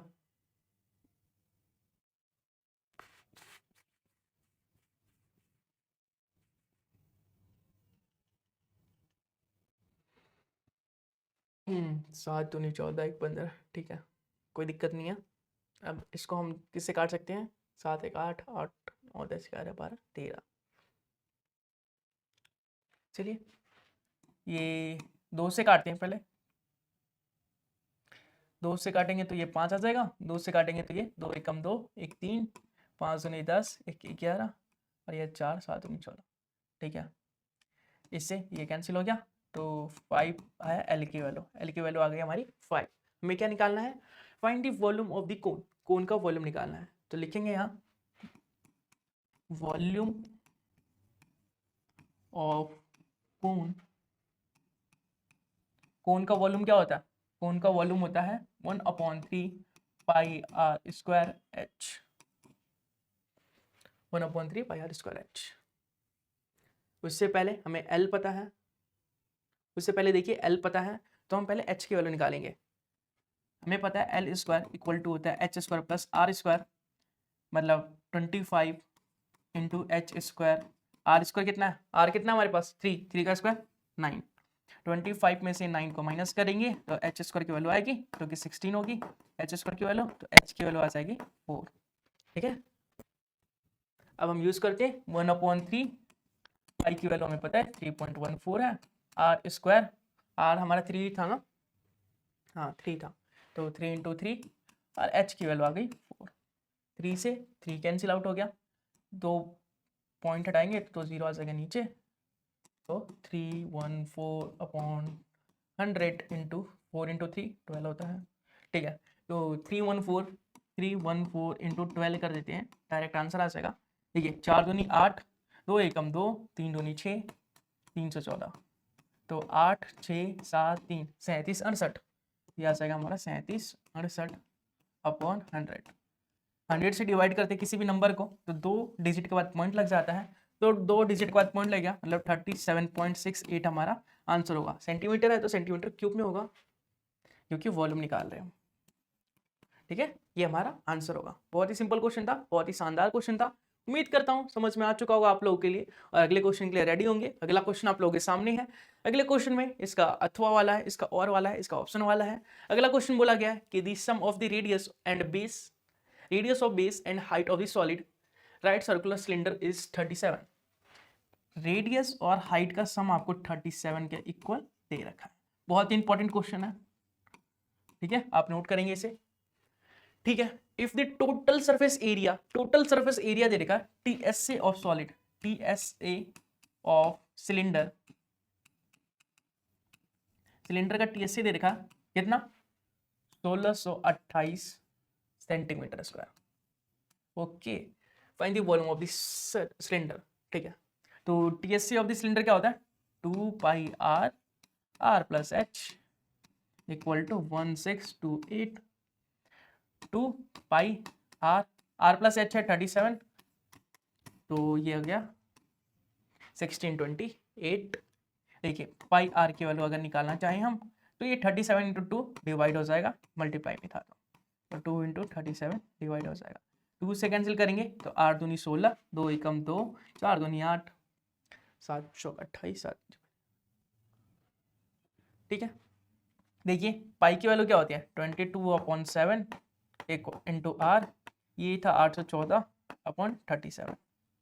तो अगर हम 2 से काटें तो देखिए, चलिए इसे आगे सॉल्व करते हैं। आर की वैल्यू अगर निकालते हैं हम, ये आ जाएगा 814/37 इंटू ये 7 डिवाइड में है तो 7 मल्टीप्लाई में आ जाएगा, ये 22 जो है मल्टीप्लाई में है तो डिवाइड में आ जाएगा, मतलब रेसिप्रोकल हो जाएगा, 7/22 आ जाएगा। तो आर की वैल्यू आएगी, 2 से कैंसिल आउट करेंगे तो 11 आएगा, 2 से करेंगे 4 और ये आ जाएगा 4 7 दूनी 14। ठीक है, ओके, क्या 11 से कट रहा है, 11 3 ज़ा 33 7, हाँ कट रहा है, 11 1 सा 11, 11 3 ज़ा होता है 33, बचा 4, 11 7 ज़ा 27। तो ये आ गया हमारा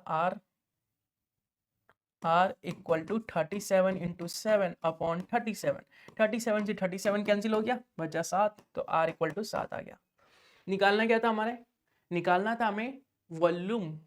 चलिए वॉल्यूम निकाल लेते हैं, तो लिखेंगे यहाँ पे वॉल्यूम ऑफ सिलेंडर।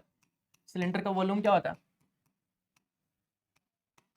सिलेंडर था ना, वॉल्यूम ऑफ सिलेंडर, सिलेंडर का वॉल्यूम होता है हमारे पास पाई आर स्क्वायर एच।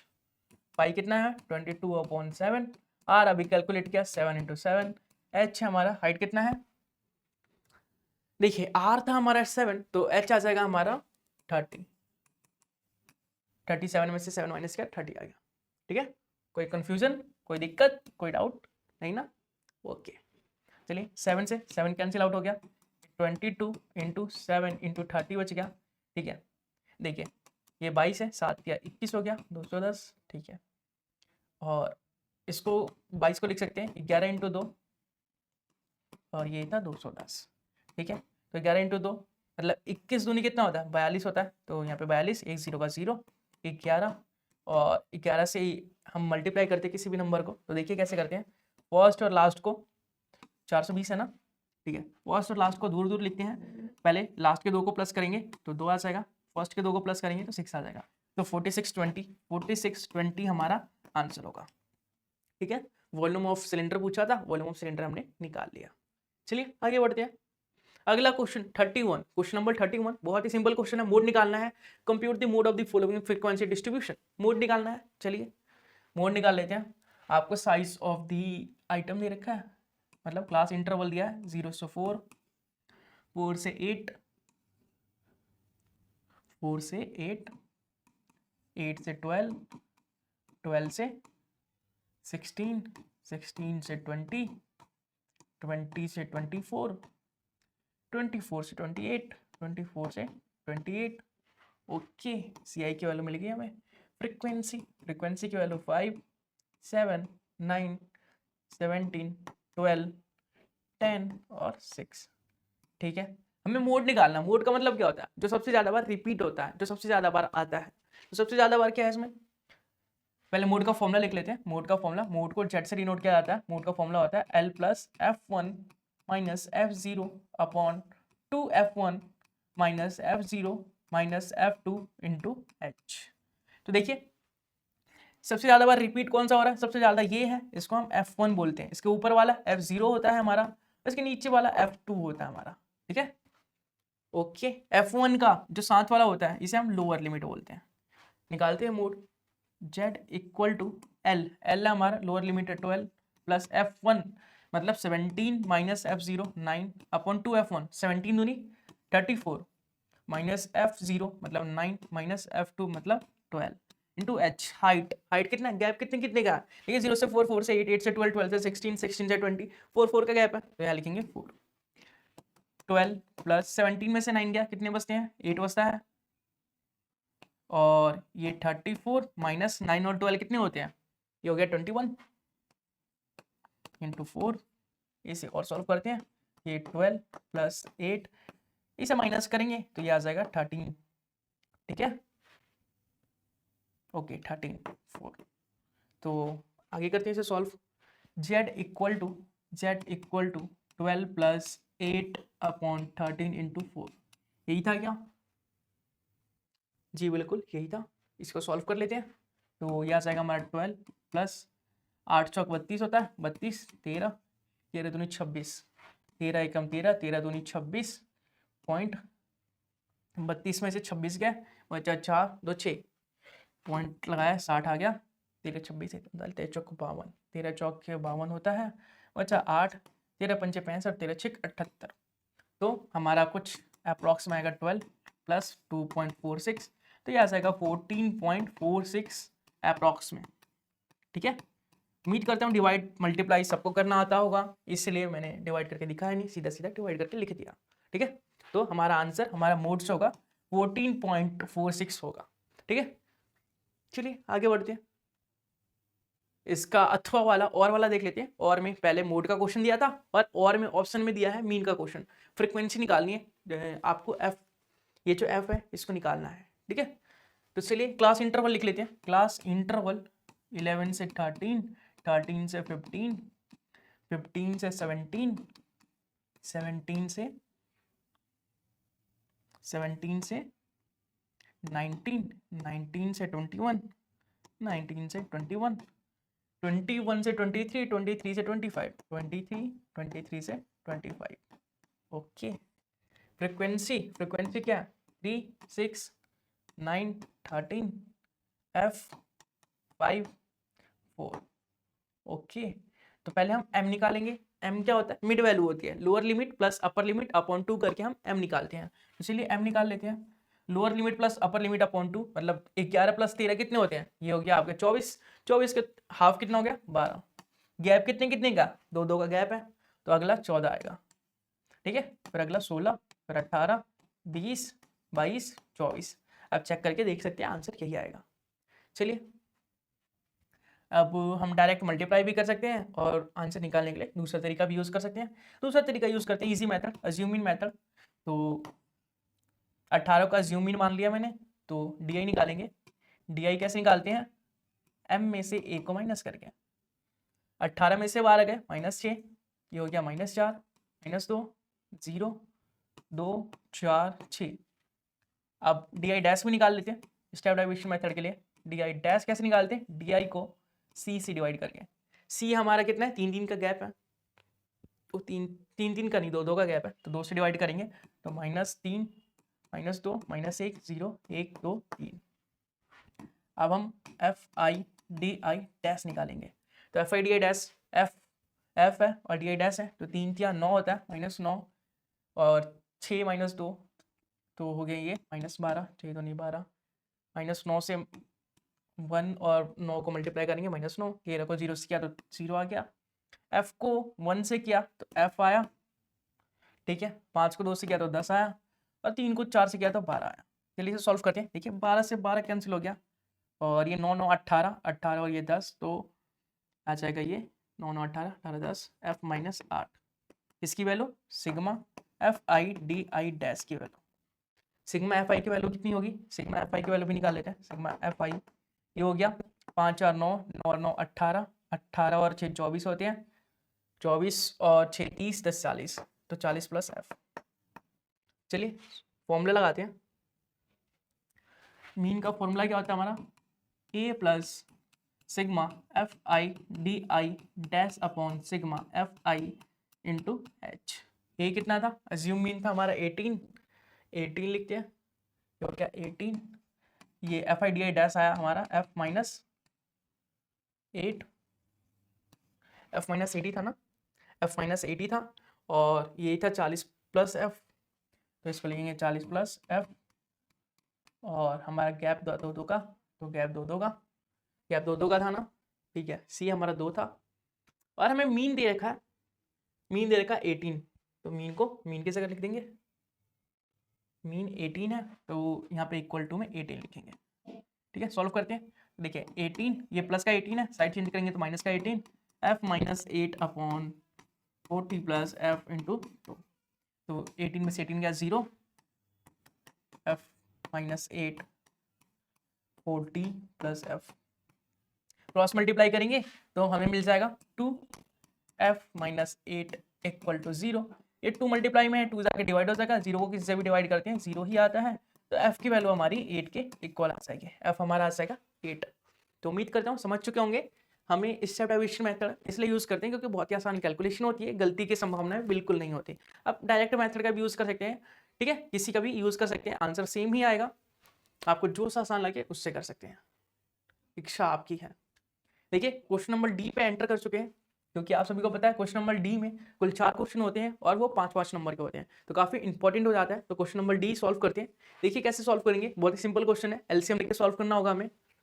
चलिए एलसीएम ले लेते हैं। हमें क्वेश्चन दे रखा है 1/x+1 plus 2/x+2 equal to 4/x+4। इन दोनों का एलसीएम लेंगे तो एलसीएम आ जाएगा हमारा x+1 और x+2, ठीक है। ऊपर जाएगा x+2 और यहाँ जाएगा 2x+1।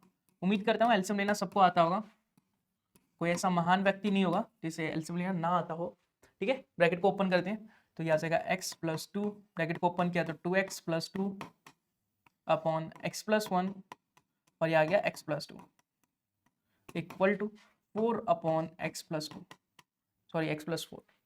तो देखिए 2x प्लस x कितना हो गया? 3x हो गया, तो ये आ गया हमारा 3x प्लस 2 + 2 4 हो गया अपॉन x+1 और x+2 इक्वल टू 4/x+4।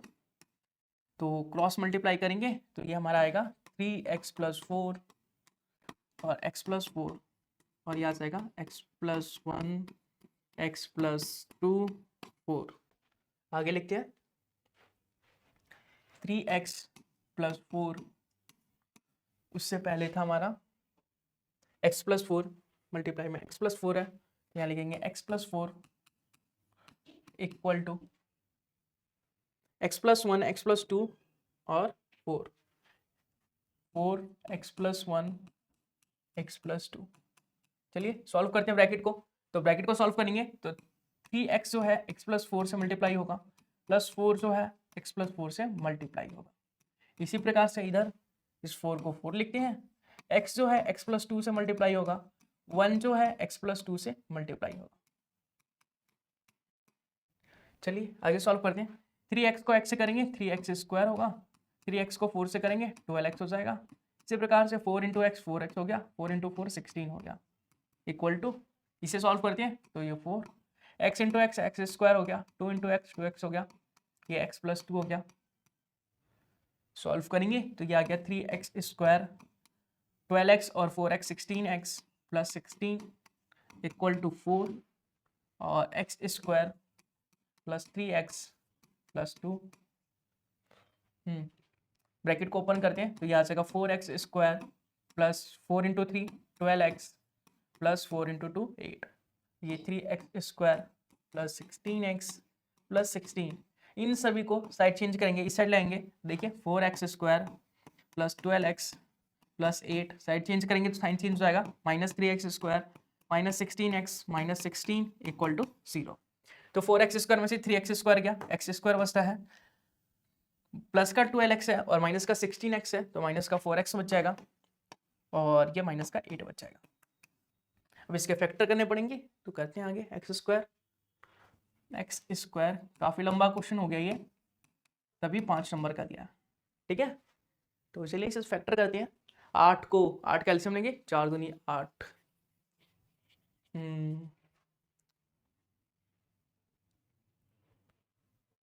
8 का अगर हम एलसीएम लेते हैं तो यह आ जाएगा 2 2 2 4 2 2 2 2 दूनी 4, 4 दूनी 8, 4 कैसे बनाएंगे 8 को,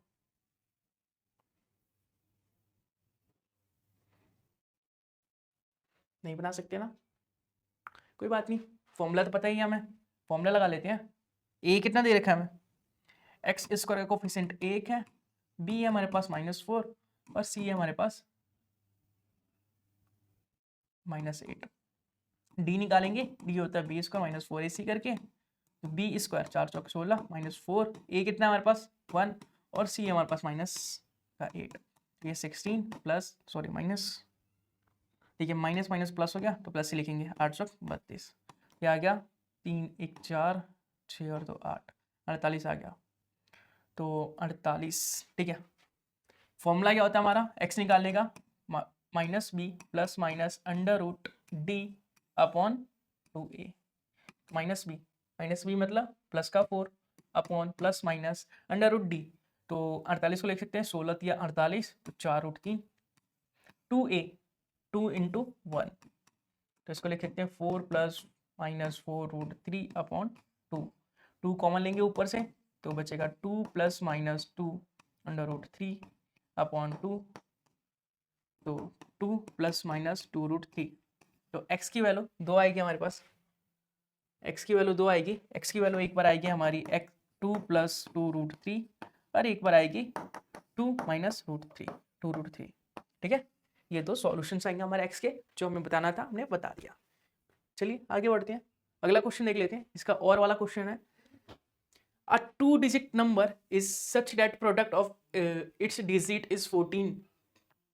If 45 is added to the number, the digit interchange their places. Find the number. तो नंबर को लेट करते हैं, नंबर्स दो चीजों से मिलकर बना होता है, 2 डिजिट के नंबर, 1s और 10s से, ठीक है। तो लेट 1s या फर्स्ट प्लेस बोल सकते हैं, लेट 1 से लिखते हैं, 1s को x मान लेते हैं और 10s को हम मान लेते हैं y। तो नंबर क्या बन जाएगा हमारा, पहले बोला है नंबर का प्रोडक्ट जो है, दोनों नंबर के डिजिट का प्रोडक्ट जो है वो 14 है। हमारा पहला डिजिट x है, दूसरा y है, तो according to question x into y क्या है 14 है, ठीक है, फर्स्ट मान लेते हैं। अब हमसे बोला गया है कि इफ 48 एडिट दी नंबर क्या था हमारा x प्लस 10y, क्योंकि 1s पे x था और 10s पे था 10y, ठीक है y था, तो इसमें 48 अगर ऐड कर दे तो इसके इंटरचेंज से बने नंबर्स का इक्वल होगा। इंटरचेंज कैसे करेंगे, से x प्लस 10y था तो 10x प्लस y करेंगे। सॉल्व करते हैं तो देखिए 10x में से x वाले को इस साइड लेके आएंगे तो ये 9x हो जाएगा, और 10y में से y को साइड ले जाएंगे तो 9y प्लस 45, y वाले को इस साइड ले आएंगे तो 9x minus 9y equal to 45, तो 9 कॉमन लेंगे, 9 कॉमन लेंगे तो x minus y equal to 45, x minus y की वैल्यू 45 आ गई अपॉन 9, तो 9 से 45 होता है, x माइनस वाई की वैल्यू जो है 5 आ गई। ठीक है, x माइनस वाई की वैल्यू 5 है, x इंटू वाई की वैल्यू 14 है। तो यहाँ से अगर हम y की वैल्यू निकालते हैं, y की वैल्यू निकालें तो 14 अपॉन एक्स आ जाएगा। यहाँ पे x की जगह x रखा, y की जगह 14 अपॉन एक्स रखा इक्वल टू 5, एलसीएम लिया x square upon 14 equal to 5x, 5x को इधर लेके आएंगे तो x square 5x minus 14 equal to 0। तो चलिए सॉल्व करते हैं इसे, x square 5x minus 14 equal to 0, 7 दूनी 14 होता है तो हम लिख सकते हैं इसे minus 7x plus 2x minus 14 equal to 0। x common आ रहा है तो x माइनस 7, और यहाँ से 2 कॉमन आ रहा है तो x माइनस 7 इक्वल टू 0। दोनों में कॉमन देखेंगे तो x माइनस 7 कॉमन आ रहा है, बचेगा हमारे पास x प्लस 2 इक्वल टू 0। तो हम दोनों को कंपेयर करते हैं तो पहला आएगा 7, दूसरा आएगा माइनस 2, माइनस वाले को रिजेक्ट कर देंगे, x की वैल्यू आ गई हमारी 7। ठीक है, तो y की वैल्यू क्या आनी चाहिए, x की वैल्यू 7 आ गई, x की वैल्यू 7 आ गई तो y की वैल्यू आ जाएगी हमारी 2, x की वैल्यू 7 तो y की वैल्यू आ गई हमारी 2। तो नंबर क्या बन जाएगा, नंबर होगा हमारा टेंस पे था 2 मतलब y, और वंस पे था हमारा 7x, तो 27 वो वाला नंबर होगा हमारा जिसकी कंडीशन दी गई थी, 27 की कंडीशन हमें दी गई थी। ठीक है, चलिए आगे बढ़ते हैं, अगला क्वेश्चन देख लेते हैं। क्वेश्चन नंबर 33 की बात करते हैं। तो क्वेश्चन नंबर 33 में find the ratio in which the point -3 and k divided in the line segment joining the point -5 -4 and -2 3, also find the value of k। देखिए एक लाइन है आपके पास, लाइन -4 -5, ठीक है, और दूसरा पॉइंट है -2 और 3। ठीक है, डिवाइड कर रहा है ये -3 और k। तो पहले तो रेशियो बताना आप लोगों को, उसके बाद रेशियो बताने के बाद k की वैल्यू बतानी है। तो रेशियो को हम k/1 मान लेते हैं, k/1 लेट कर लेते हैं। तो k/1 लेट कर लिया तो x के लिए क्या होता है, x निकालने के लिए हमारे पास फॉर्मूला होता है x2 m1 plus m2 x1 upon m1 plus m2। x कितना दे रखा है हमें, x की वैल्यू -3 के बराबर है, तो यहाँ लिखेंगे -3, x2 मतलब -2 इंटू के -2k plus m1 x1 m2 -5, तो यहाँ आ जाएगा -5 k प्लस 1। चलिए क्रॉस मल्टीप्लाई कर लेते हैं, तो क्रॉस मल्टीप्लाई करेंगे तो -3 k प्लस 1 और यहाँ आ जाएगा -2k -5। ठीक है, ब्रैकेट को ओपन करेंगे तो -3k -3 इक्वल टू -2k -5। तो k वाले को इस साइड लेके आएंगे, कांस्टेंट वाले को इस साइड लेके जाएंगे, तो k वाले को इस साइड लेके आए तो -2k प्लस 3k, और यह आ गया -3 प्लस 5, यह आ जाएगा 2 इक्वल टू k। तो k की वैल्यू 2 आ गई, इसके नीचे कुछ नहीं मतलब 1, इसके नीचे कुछ नहीं मतलब 1, तो रेशियो आ गया हमारा 2/1, 2/1। y के लिए निकालते हैं, y का फॉर्मूला क्या होता है, y का फॉर्मूला होता है हमारा m लिख लेते हैं 5 1 m2 plus y2 m1 plus m2। तो y की जगह हमारे को k दे रखा है, और y1 की वैल्यू है हमारी, y1 की वैल्यू -4 है, m2 की वैल्यू 1 है, तो -4 इंटू 1 -4, यहाँ लिखेंगे -4 प्लस y2 m1, y2 की वैल्यू है 3 और m1 की वैल्यू है 2, तो 3 इंटू 2 6, तो ये आ गया हमारे पास 6 upon m1 plus m2 2 plus 1 3, तो ये आ जाएगा हमारा प्लस 6 -4, तो ये आ जाएगा 2 अपॉन 3। तो k की वैल्यू आ गई 2 अपॉन 3, k की वैल्यू मीन्स कहने का मतलब कि इसका कोफिशिएंट आ गया 2 अपॉन 3, मतलब ये पॉइंट है -3 और 2 अपॉन 3। ठीक है, यही क्वेश्चन पूछा गया था और यही हमने निकाल लिया। बहुत ही सिंपल क्वेश्चन था, बहुत ही आसान क्वेश्चन था, उम्मीद करता हूँ समझ में आ चुका होगा। चलिए आगे बढ़ते हैं, अगला क्वेश्चन देख लेते हैं। अगला क्वेश्चन नंबर 34 आप लोगों के सामने है फिगर के साथ। आपको बोला गया है कि in figure PQ is the code of the length 8 centimetre of the circle of the radius 5 centimeter and the center O. Okay, the tangent at P and Q intersect at the point T. Find the length of the TP. TP की length बतानी है, TP की length बतानी है. Okay, तो क्या कर सकते हैं हम?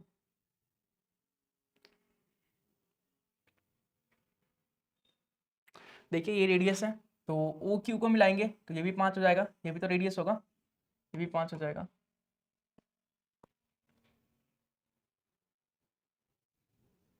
ठीक है,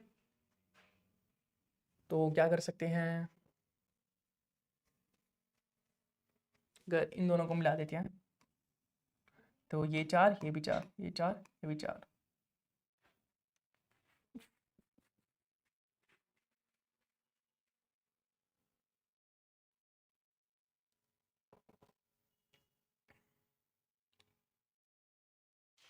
सोचिए क्या कर सकते हैं.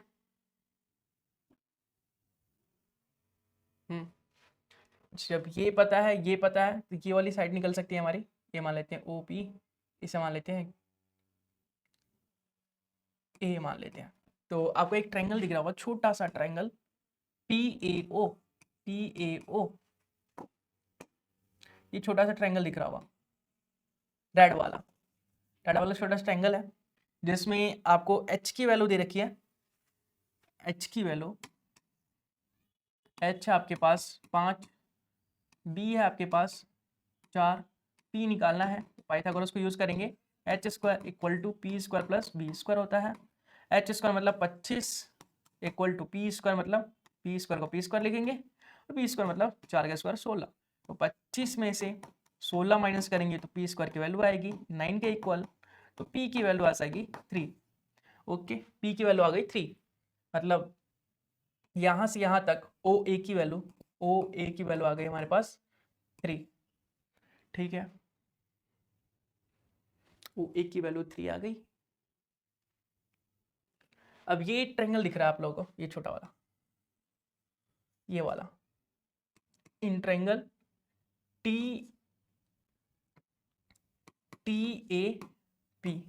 TAP में अगर हम पाइथागोरस थ्योरम यूज करें, तो पाइथागोरस थ्योरम अगर यूज करें TAP में, तो TP का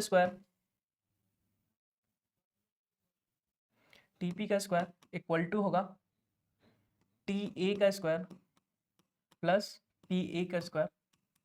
तो TP का स्क्वायर को TP के स्क्वायर लिखेंगे, TA का स्क्वायर हमें पता नहीं है, TA को TA ही लिखेंगे. लेकिन हमें PA का स्क्वायर पता है. PA कितना है, PA कितना है, 4 है, 4 का स्क्वायर 16. ठीक है, इसे फर्स्ट मान लेते हैं. ठीक है, अब बात करते हैं इसकी, इस वाले ट्रायंगल की. एक और ट्रायंगल दिख रहा है हमें, ये वाला. तो इसमें अगर हम यूज करें पाइथागोरस इन ट्रायंगल TPO में पाइथागोरस यूज करें, तो TO का स्क्वायर इक्वल टू होगा TP का स्क्वायर प्लस OP का स्क्वायर. तो TP का स्क्वायर जो है TA का स्क्वायर, TA का स्क्वायर प्लस PA का स्क्वायर, TO का स्क्वायर, TO की स्क्वायर जो है, TO का जो स्क्वायर है उससे क्या लिख सकते हैं हम, TA का स्क्वायर प्लस AO का स्क्वायर इक्वल टू TP का स्क्वायर किसके बराबर था, TA का स्क्वायर प्लस PA का स्क्वायर, और ये OP का स्क्वायर तो है ही है. देखिए TA का स्क्वायर से TA का स्क्वायर चला गया, AO का स्क्वायर, ये AO कितना निकाला था हमने, 3 का स्क्वायर 9 आ गया. PA का स्क्वायर, PA 4 है, ये आ गया 16. OP का स्क्वायर नहीं, गड़बड़ हो गया, कुछ तो गड़बड़ हो गया.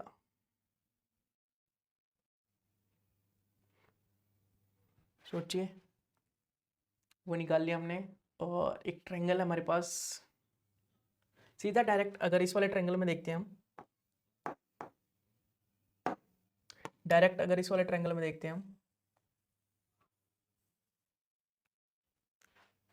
ठीक है. तो इस वाले ट्रायंगल में अगर हम देखें TAP इस TAP को भूल जाते हैं 1 मिनट के लिए। अगर हम ट्रायंगल TPO लेते हैं तो TPO में TO का स्क्वायर इक्वल टू TP के स्क्वायर प्लस OP का स्क्वायर। अब हमें TP का स्क्वायर तो पता नहीं है, TP का स्क्वायर तो पता नहीं है, OP का स्क्वायर पता है, OP का स्क्वायर 25 हो जाएगा और TO का स्क्वायर बन रहा है TA square plus OA square और OA 3 है तो ये 9 हो जाएगा। TA square equal to TP square plus 25 तो ये आ जाएगा TA square TP square plus 16। 25 में से 9 को माइनस कर दिया तो TA स्क्वायर की वैल्यू आ रही है TP square minus 16, TP square minus 16। अब क्या कर सकते हैं,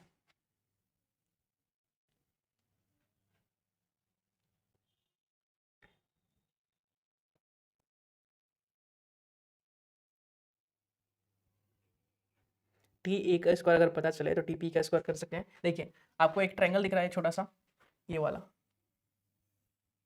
ठीक है, तो फिर इसका एरिया निकालें तभी भी तो कुछ नहीं होगा। चलिए इसे सोचते हैं, बाद में अगला कर लेते हैं।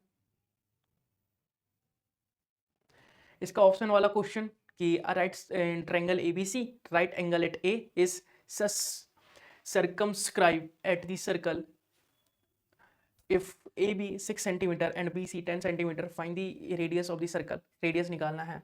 अच्छा, right circular triangle ABC triangle हमारे पास ABC, ये एक ट्रायंगल के अंदर, एक सर्कल के अंदर है, सॉरी इसके अंदर सर्कल है, इसके अंदर सर्कल है एक। AB की लेंथ जो है वो 6 सेंटीमीटर है, AB की लेंथ 6 सेंटीमीटर है और BC की लेंथ 10 सेंटीमीटर है, BC की लेंथ 10 सेंटीमीटर है और फाइंड दी रेडियस। ओके, तो ट्रायंगल ABC में देखते हैं। ट्रायंगल ABC में हमें मिल रहा है AB स्क्वायर, पाइथागोरस का यूज करें तो AC स्क्वायर इक्वल टू होगा BC स्क्वायर के। AB स्क्वायर जो है 6 का स्क्वायर 36, AC स्क्वायर निकालना है हमें और BC स्क्वायर हो गया 10 का स्क्वायर 100। तो 100 में से 36 को यूज माइनस करेंगे 64 आ जाएगा जो कि 8 का स्क्वायर होता है। तो AC की वैल्यू 8 आ गई, ठीक है, AC की वैल्यू आ गई 8। ओके, रेडियस निकालना है। देखिए सर्कल का पॉइंट O है, यहाँ से ये रेडियस, यहाँ से ये रेडियस, यहाँ से ये रेडियस, R R R। पहले एरिया निकालते हैं। Area of triangle ABC, area of triangle ABC होता है 1/2 base into height, base into height 1/2। Base कितना हमारा, बेस 8 है और हाइट जो है 6 है, तो ये हो गया 4, 6 चौक 24, तो एरिया आ गया 24। अब हमें पता है कि area of triangle ABC equal to होगा एरिया ऑफ ट्रायंगल, ये छोटा वाला ट्रायंगल दिख रहा है,